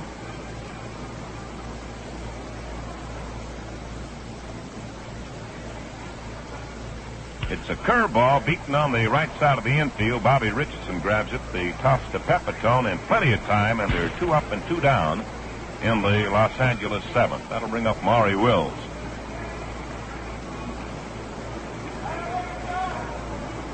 Been a long time in World Series history since a team won the first 2 games away from home. The Yankees did it in 1950. That's the last time when they beat the Phillies at Philadelphia. Maury Wills batting left-handed against the right-handed Terry. And there he is, Joe, giving that pitcher a little bit of rest again. Boy, I'd say he does so many little things. He's got to be a valuable man just sitting in the lobby. Wills wanted Gorman to look at the baseball, so that gives Padres a little more breathing spell over there in the dugout. Wills has picked up 2 hits in 3 trips this afternoon. He swings. There's a chopper hit to Richardson. He gets the big hop that cost Pepitone, retires aside. Out in order in the Dodgers 7th, and at the end of the first half of the 7th inning, the Dodgers 3 and the Yankees nothing. Well, you know, Bill Skowron has the biggest blow for the Dodgers so far, a home run to right field, and Vince Scully recorded him the other day in the clubhouse while he was shaving. Let's listen. Say, Moose, have you tried the new Gillette stainless blade? There's one in my razor now, Vin, and I've never been able to shave so fast and easy before. Talk about comfort, nothing like it. One man asks another, have you tried the new Gillette stainless blade? One man tells another, there's just nothing like them. Because on stainless steel, on any steel, it's the edge that counts. And Gillette edges are the sharpest, easiest shaving in the world. You'll realize from the first stroke, your first shave, Gillette has given a brand new meaning to the phrase shaving comfort. Quick, clean shaves, refreshing shaves, and more of them per blade. And uniform, each blade is alike, each equally smooth shaving, an achievement unmatched by other makers' blades. A dispenser of 6 incomparable Gillette stainless blades costs just 89 cents, the lowest price per blade. Well, Mr. Padres taking his time because he had been at bat in that inning and now is going through his warm-up tosses, ready to face Hector Lopez.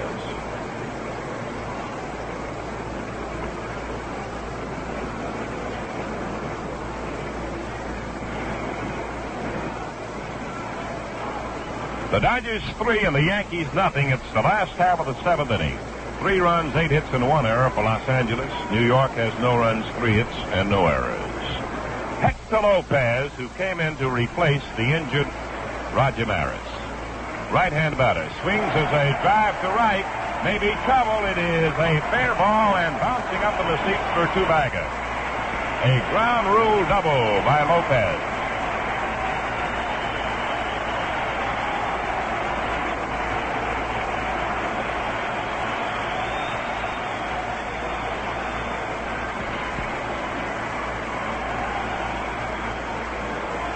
Lopez hits a slicing drive to right that hit in fair territory and bounced into the seats for a two-bagger. The first extra base hit off Padres. Here's Elston Howard, another right-hander to face Johnny Padres. The ball up high, checked his swing on a fastball. Lopez came into this game in World Series competition hitting .333, 6 for 18.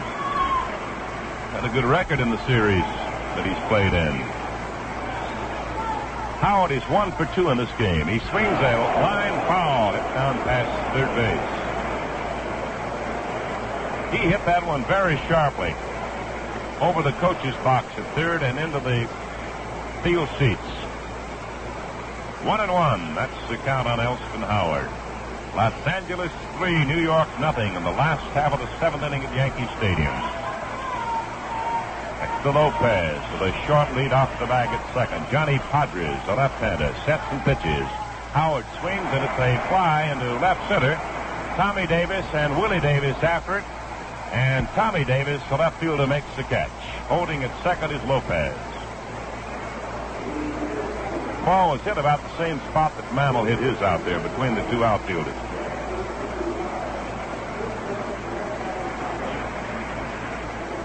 Joe Pepitone coming to bat, and we're getting rain here at Yankee Stadium. Somewhat of a surprise. A nice, clear afternoon, and all of a sudden, here's it coming.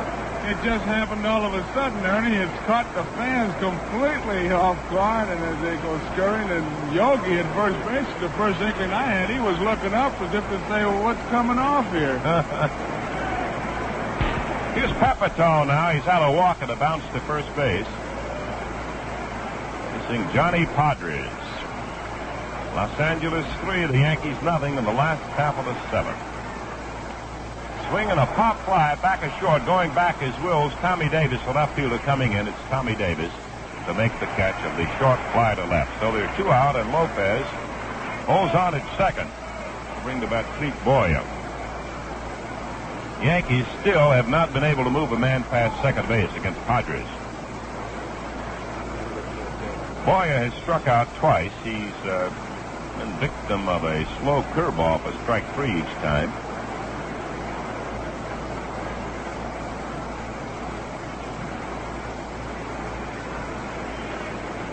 Don't believe this rain's going to last too much longer. It looks now as if the customers are coming back to the unprotected areas to take their seats again. This is the 11th season for Padres as a Dodger pitcher. He's a veteran of the staff. Here's a swing and a drive to left field. Tommy Davis is there and makes the catch for the final out of the 7th inning. No runs, 1 hit, no errors, 1 man left. And at the end of 7, the Dodgers 3 and the Yanks nothing.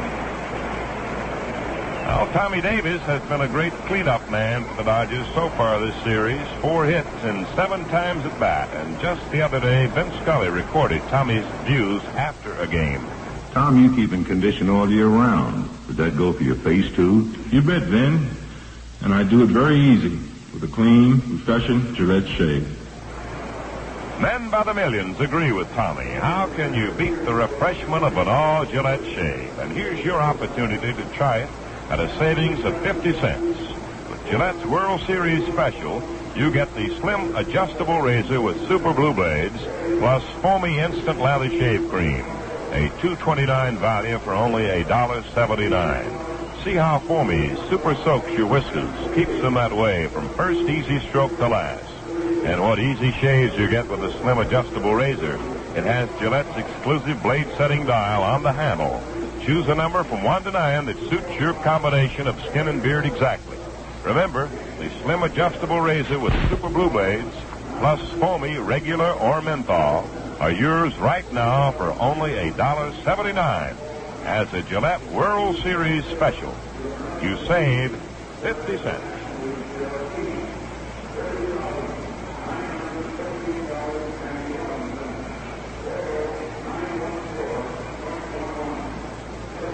Here's the 8th inning on tap at Yankee Stadium in the Bronx, New York. Cloudy skies now, and we still have a little bit of rain in evidence as Jim Gilliam, the switch batting infielder, comes up in the 8th inning against Ralph Terry. Jim's had a single, a bounce to third, and hit into one of the 2 Yankee double plays. Ralph Terry pitching. There's a bounding ball wide at first. Pepitone has it. Terry covers the bag to take Joe's throw in time for the out on Gilliam. 1 pitch and 1 away here in the 8th. That'll bring up Willie Davis. He had a 2-run double in the first inning that sent the Dodgers out in front. They scored 2 in that inning and then added 1 on Skowron's home run in the 4th. That's the story of this battle so far in New York. Swing a line drive to right. It is a fair ball bounding off the barrier, fielded by Lopez. He's going for 2, and he's in there standing, a double for Willie Davis.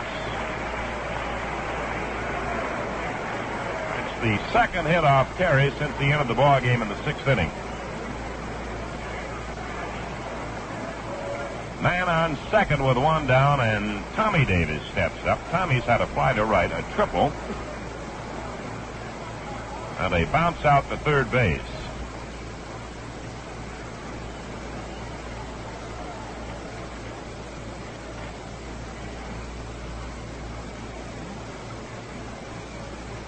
Infield back, the outfield straight away. Al Downing started. Terry relieved him in the 6th for New York. There's a ball up too high, ball 1.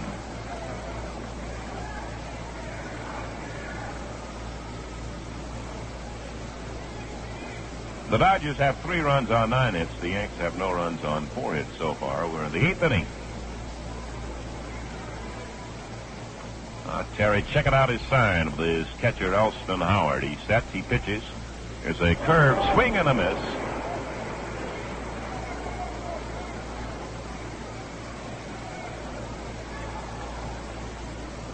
One and one, the count on him.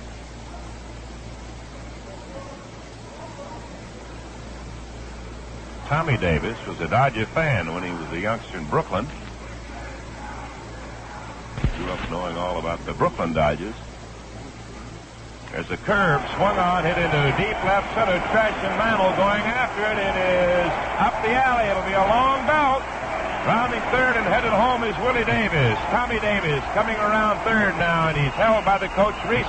Here's a throw. It's a wild one, but retrieved by Howard in time to keep Tommy Davis at third.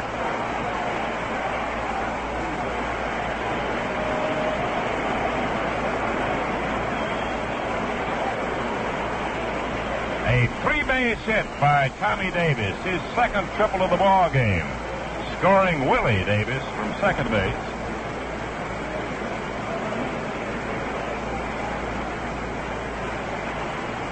And the Dodgers have added one more run to their lead. They lead 4-0. Going to have a pinch hitter now. Ron Fairley, a left-hand batter, come up to bat for Frank Howard.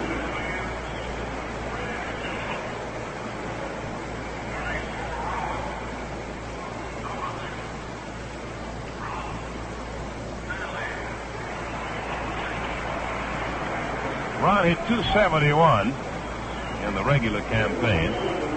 He won't get a chance to hit right now. They're going to put him on. First and second base open. 4-0 score. Ball one outside, and here's ball two to Fairley. Fairly.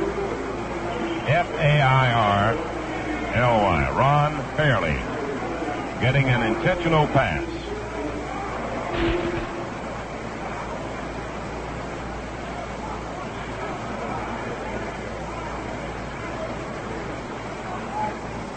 A ball that Tommy Davis hit, Joe, would have been a home run in most any park in the majors. Hit a long way in that big gap. I thought it might be an inside to Parker with his speed, but they got some real fast action from Fresh and Kubek getting that ball in here. Here's Skowron at bat now with a man at first and a man at third. One man out. Playing their infield in double play depth on the Moose. He's had a strikeout, a home run, and a single to right. As a ball in too close from Terry. Skowron had a couple of hits in the first game. He's picked up two more here in the second against his old teammates. 4-0. The Dodgers lead the Yankees in the 8th inning. The curve is fouled in the seats. Back at third base.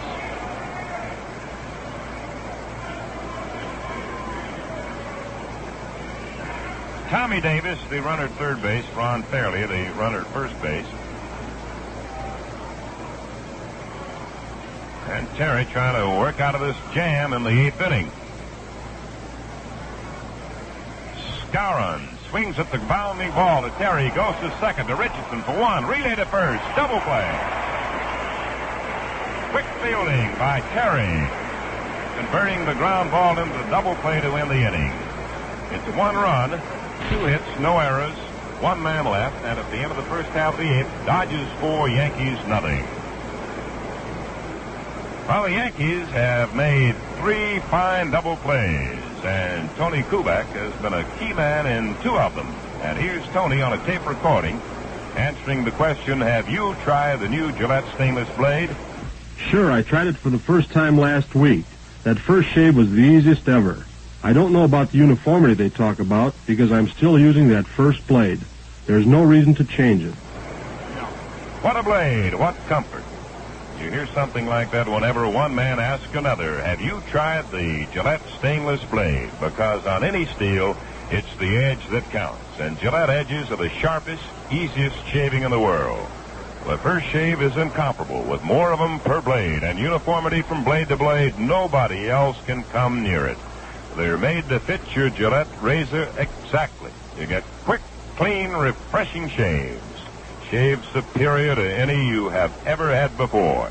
Yet this supreme shaving luxury is yours at the lowest price per blade, 89 cents for a 6-blade dispenser of Gillette stainless blades. Ron Fairley is the new right fielder. He came in the bat for Frank Howard and stays in the ball game to play in right. Phil Lenz will be the batter now. He'll be batting for Ralph Terry, a boy from Baltimore, Maryland. Lenz, a great utility man for the Yankees. Right-hand batter takes a strike. Johnny Padres has blanked the New Yorkers with only 4 hits. Lenz is the second pinch hitter that Ralph Houck has used in this number 9 spot. There's a strike on the outside corner, a blazing fastball from Padres.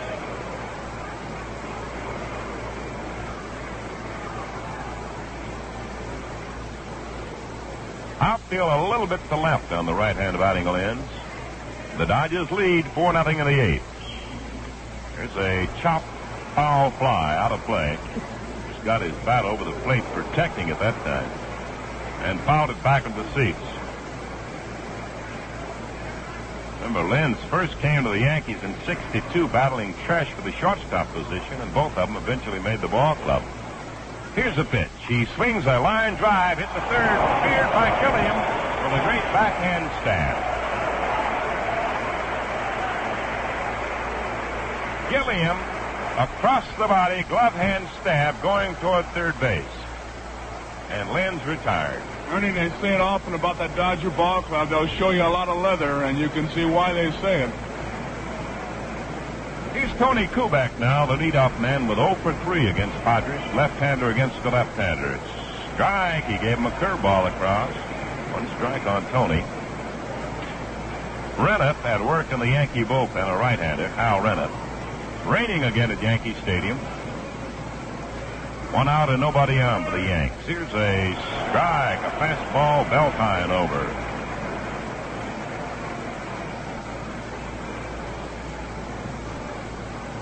Dodgers 4, Yanks nothing, 8th inning. Here's the pitch. Swing and a foul tip. Right back at the plate. Gave him a slow curveball.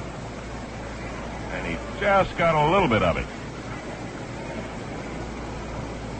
4 runs and 10 hits for Los Angeles. They've made 1 error. The Yankees have no runs and 4 hits and no errors.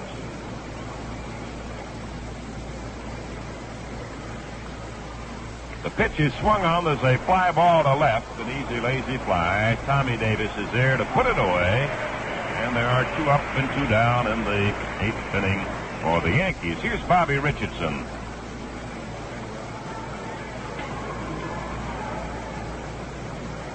Well, they say when Padres was pitching at Hazard, Kentucky in the Mountain States League, he was really pitching for supper. There was a fellow that gave him a steak there every time he won a ball game around a store there, and he had a lot of steak that year. Richardson swings a bounding ball to deep short. Wills has it. Long throw to first, won't be in time. A base hit. Wills did a good job to get to that ball. By the time he got over there and going away from the shortstop position, he couldn't get enough on the throw, so Richardson has a base hit. That's the 5th hit off Padres. And here's a fellow who's had 2 of them, Tom Tresh. Switch hitter batting right-handed against Padres.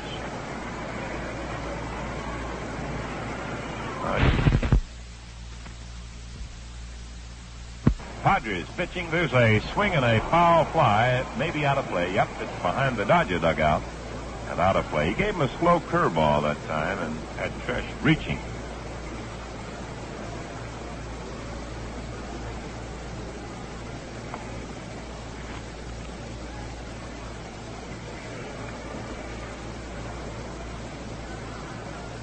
Here's a set now by the left-handed John Padres.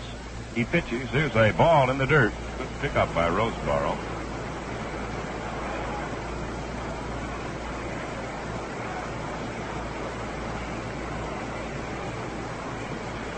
Full count. That'll give Richardson a chance to go now with 2 away. Outfield is deep to left on Tresh.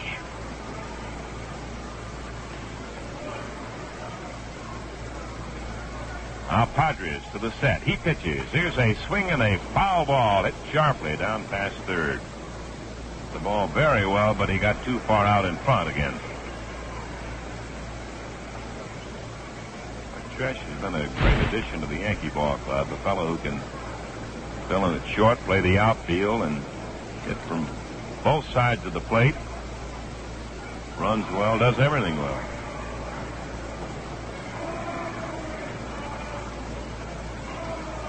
Three-two count on him. Here it comes. Swing a bounding ball to the third baseman, Gilliam. The throw to first in time. Side retired. Gilliam went to his glove side to get that one. No runs, one hit, no errors, and one man left for New York. And at the end of 8, the Dodgers 4, the Yanks nothing. Well, Hector Lopez has the only extra base hit off John Padres, and Mel Allen caught up with Hector recently in the recording studio at Yankee Stadium. Listen to them. Hey, Hector Lopez, I hear you're a Gillette shaver. That so? Yes, sir, Mel. Look. See the shave I get? Smooth, isn't it? Man, Gillette's for me. You can get smooth shaves like Hector, clean, refreshing shaves, and save yourself 50 cents in the bargain with the Gillette World Series Special. You get foamy instant lather shave cream that super soaks your beard, keeps it softened right through your shave. And you get the slim adjustable razor with Gillette's exclusive micrometer blade setting dial. Twist it from 1 to 9, the setting that's just right for your skin and beard. Man, that's easy shaving. And now at a 50-cent saving. Get the slim adjustable with super blue blades, foamy, regular, or menthol, all for just $1.79. It's a $2.29 value, so you save 50 cents. We pause 30 seconds for station identification.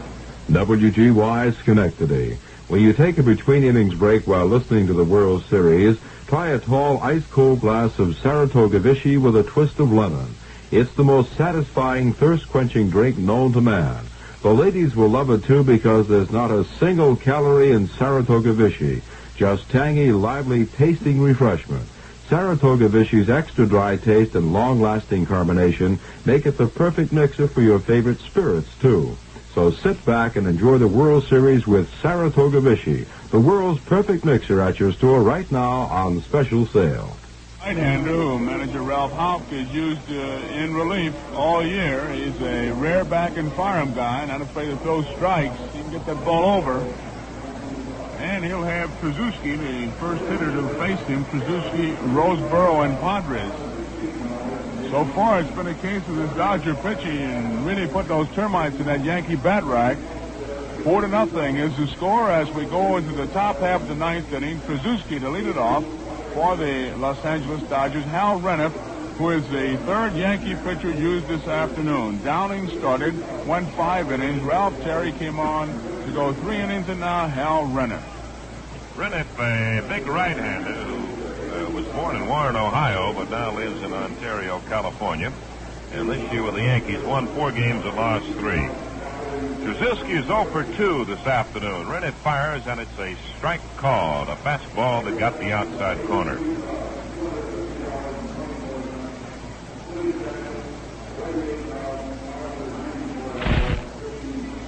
Here's the windup and the pitch on the way. It's a curve outside, 1-1. The paid attendance this afternoon is 66,455.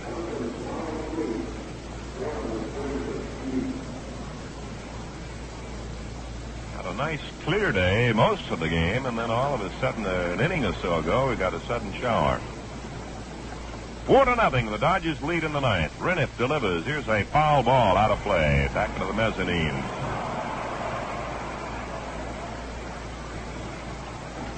One ball, 2 strike count on Dick Trzaskowski.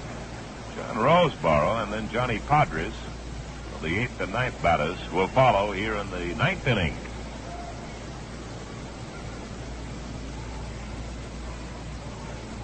Renniff first joined the Yankees in '61. He was at Richmond part of that year also. This year was his first full year with the Yanks. Swing a bounding ball past the mound to Kubek. The shortstop gloves it. Throw to first. He is out by a step and a half. Trzaskowski out short to first. 1 away. Here's Roseboro. Johnny struck out, hit into a double play, and fly to right. Outfield bends around to right on him, and wide at third is Boyer. He likes to play this fellow in close, though.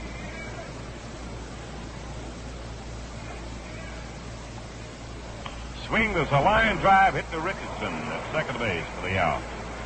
Right straight to Bobby's glove, route number 2 in the first half of the ninth inning. And here's a nice hand for Padres.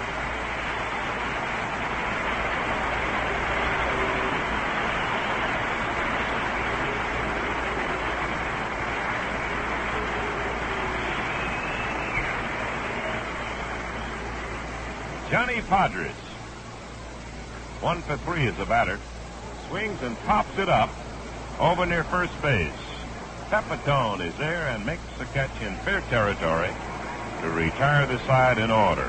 And at the end of the first half of the ninth, Dodgers 4, Yanks nothing. Well, Hal Rennett has looked good here, and Ralph Terry pitched 3 good innings of relief. And here's what Ralph had to tell us when we asked, have you tried the new Gillette stainless blade? Listen. I tried it right away, Ernie, and it only took one shave to win me over. Then when I got that same great comfort, shave after shave, with the same blade, I could hardly believe it. Men take to the Gillette stainless from the very first stroke because brilliant Gillette engineering has perfected an edge unequaled by any other stainless blade. An edge so durable, so uniform, that all those shaves you get from each blade are just as satisfying and refreshing as the first. On stainless steel, on any steel, it's the edge that counts. And Gillette edges are the world's sharpest, easiest shaving. Each shave quick, refreshing, a brand new experience in shaving comfort. Each blade engineered to fit your Gillette razor exactly. Get the incomparable Gillette stainless in the 6-blade dispenser for only 89 cents. The lowest price per blade.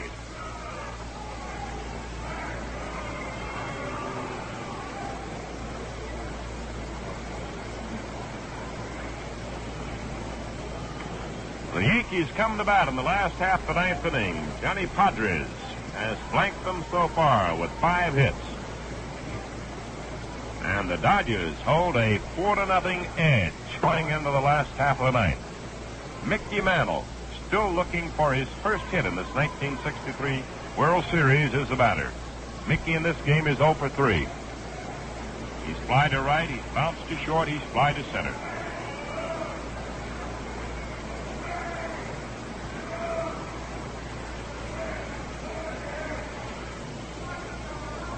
So far, the Dodgers in the first 2 games have shown the Yankee batters some magnificent pitching.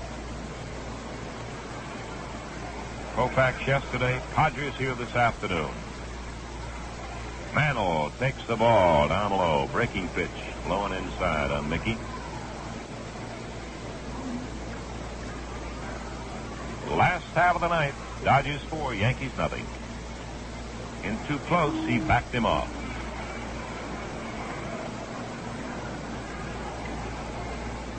Mantle with a great career, hampered quite a bit by injuries throughout his career. Played only parts of the season this year. He swings, and there's a high fly ball to left field. Tommy Davis is under it, fairly deep, backs up almost to the warning track to make the catch. Mantle is out on a long high fly to left. The batter will be Hector Lopez. Hector had a double his only time at bat. That was in the 7th inning after he had replaced Roger Maris. Roger sustained an injury early in the ball game. Not a serious one, a bruise. Lopez this year for the Yankees batted .251, had 14 home runs and 52 runs batted in. Right-hand batter swings and fouls it on the screen. 1 strike on Lopez.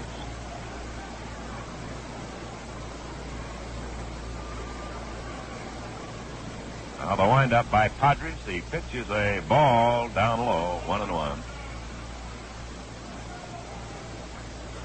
Lopez, a native of Panama, but now lives in Brooklyn, New York. The 1-1 delivered. Hector, he takes the ball in the dirt. Curve that time. 2-1 the count on him in the ninth inning. The Yankees have nobody on. There's one away, and the Dodgers lead 4-0.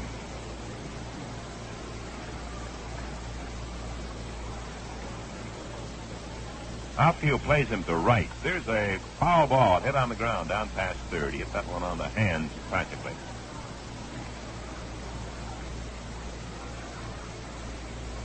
There's another fellow who's a fine example of the Yankee versatility. He can fill in a lot of spots. He's a fine pinch hitter and a good hitter when he's in the regular lineup. 2-2 the count on him.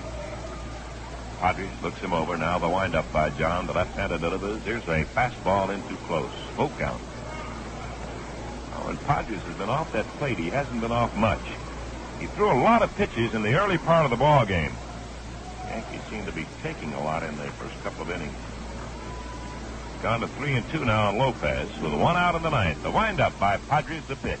Swing, there's a drive to left field. A big hop and into the seats for a ground rule double. So Lopez has 2 for 2. A ground rule double to right and a ground rule double to left.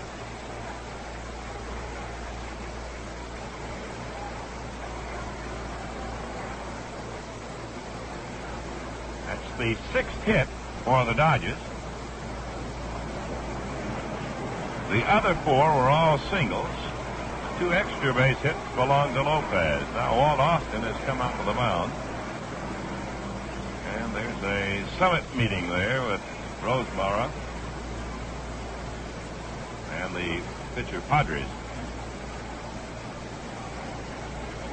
In a spot like this, Ernie, it could be that Austin saw something or a Roseboro motion. A lot of times the pitcher will even warn his manager an inning or so ahead of time that he may be tired or something may not just feel exactly right to him. And of course, in a spot like this, and he's going to make a quick move, which I'd be willing to bet that that's what has happened. And Padres, as much as said, Walt, I may be tired or my arm is stiffening up, watch me. And at the first sign of trouble, get me some help. And all the managers appreciate that because you can have your bullpen warming up while nothing apparently is going on. At the first sign of trouble, make that quick move. And that's what manager Alston has done. Padres will be leaving this ball game.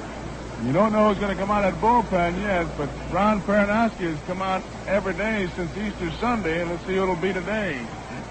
You would take a chance, eh? I'll take my chance on him. If anybody else comes out, it'll be a real surprise. This Peranowski has been some pitcher, and it'll be Peranowski who's just come over the barrier, the fence in left field, and he's got the jacket, and he walks in. He doesn't overpower you with a great fastball. He's got a good sinker. His curveball is a big sweeping curveball, and he's got the thing that all good relief pitchers have, and that's, call it what you want, it's an inner arrogance. That when he walks out on the mound, you've got to go out and beat him. You're not going to scare him off the mound. You've got to do it with the bat. You're not going to do it with bench jockeying or clippings or anything else. He believes he can beat you. He believes that when he comes in, it's almost a case of, forget it, boys, old Ron is here.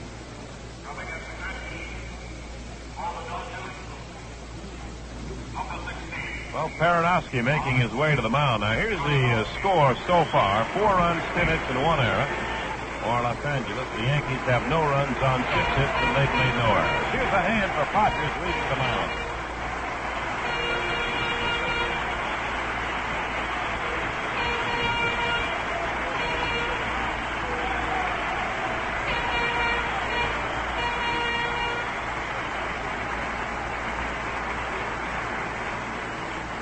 A great standing ovation for Johnny Padres, who pitched brilliantly, pulled out of the ball game here by his manager, Walt Austin, in the 9th inning, with a man on second and 1 man out.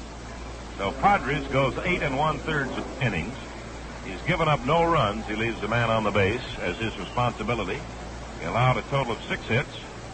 He walked 1, and he struck out 4.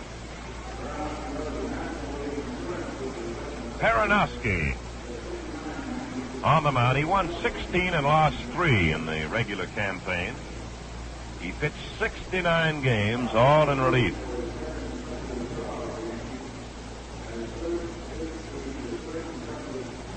Ron was born in Paterson, New Jersey, now lives in Fair Lawn, New Jersey. He's 26 years old and came to the Dodgers in a deal with the Chicago Cubs. Good fastball and a good sinker.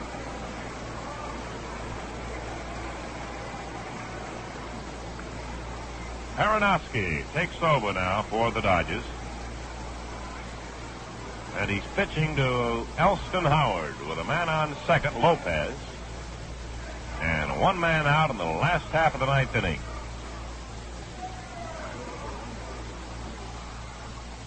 It's a ball down low. First pitching change by the Dodgers in the series. Howard has had a single, a fly to right, and a fly to center. Outfield shades him a little bit toward right. Warner Davis just a little bit to right center. Ron Aronofsky on the mound. Sets and pitches. It's a strike. He hit that outside corner. Howard spreads out up there at the plate. Cuts down on his stride. And digs in to face the left-hander. The 1-1 pitch on the way. It's a ball down in the dirt. 2-1 the count on him. Lopez has been the bright spot of the Yankee hitting. He's batted twice and had 2 doubles. Fesh, the only other Yankee with 2 hits in this game. Between those two, they have 4 of the 6 Yankee hits. Richardson and Howard 1 apiece for the other 2. Here it comes. He swings and fouls it off. Back to the on-deck circle. 2-2. That's the count on Elston Howard.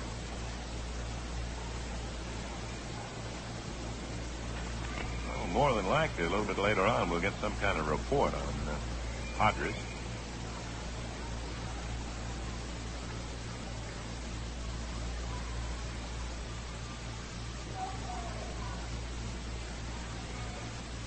Here's a set by the relief pitcher. He delivers. Here's a line drive over the head of Kaczewski to right center field. A run will score. Lopez is coming home with the first Yankee run. 4-1. A single and an RBI by Elston Howard. The second hit by Ellie Howard puts the run in, a man at first and 1 man out, and the batter will be Pepitone, who has walked, bounced to first, and fly to left.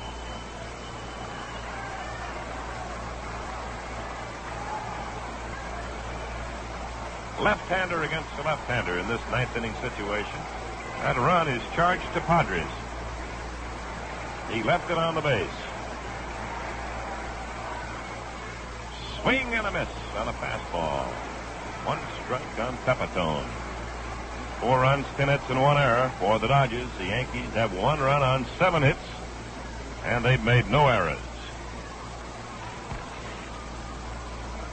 Elston Howard at first base. The pitch. Swung on, a bounding ball to first. Skowron's going to second for the front man, and that's all they get. A force out. Pepitone safe at first. Out at second is Howard. The play went Skowron to Maury Wills, who covered the bag. Here's Clete Boyer up now with 2 out in the Yankee ninth inning.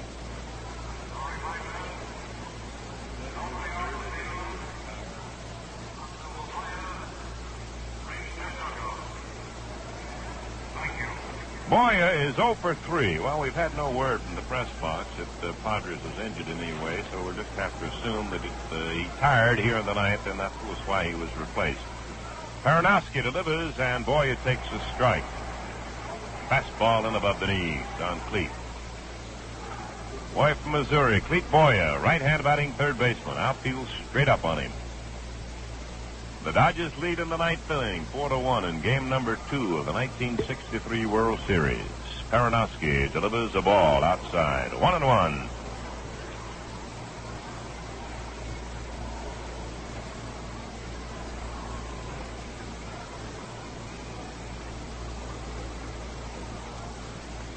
A 3-run lead for the Dodgers with 2 out in the ninth. Set the pitch on the way. Swung on. There's a pop foul. It'll be out of play. Back of the Yankee dugout. 1-2, the count on Cleat.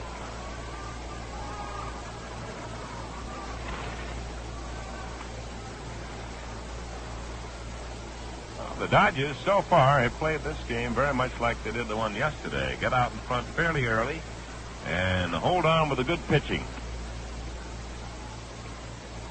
They lead 4-1 in the ninth inning.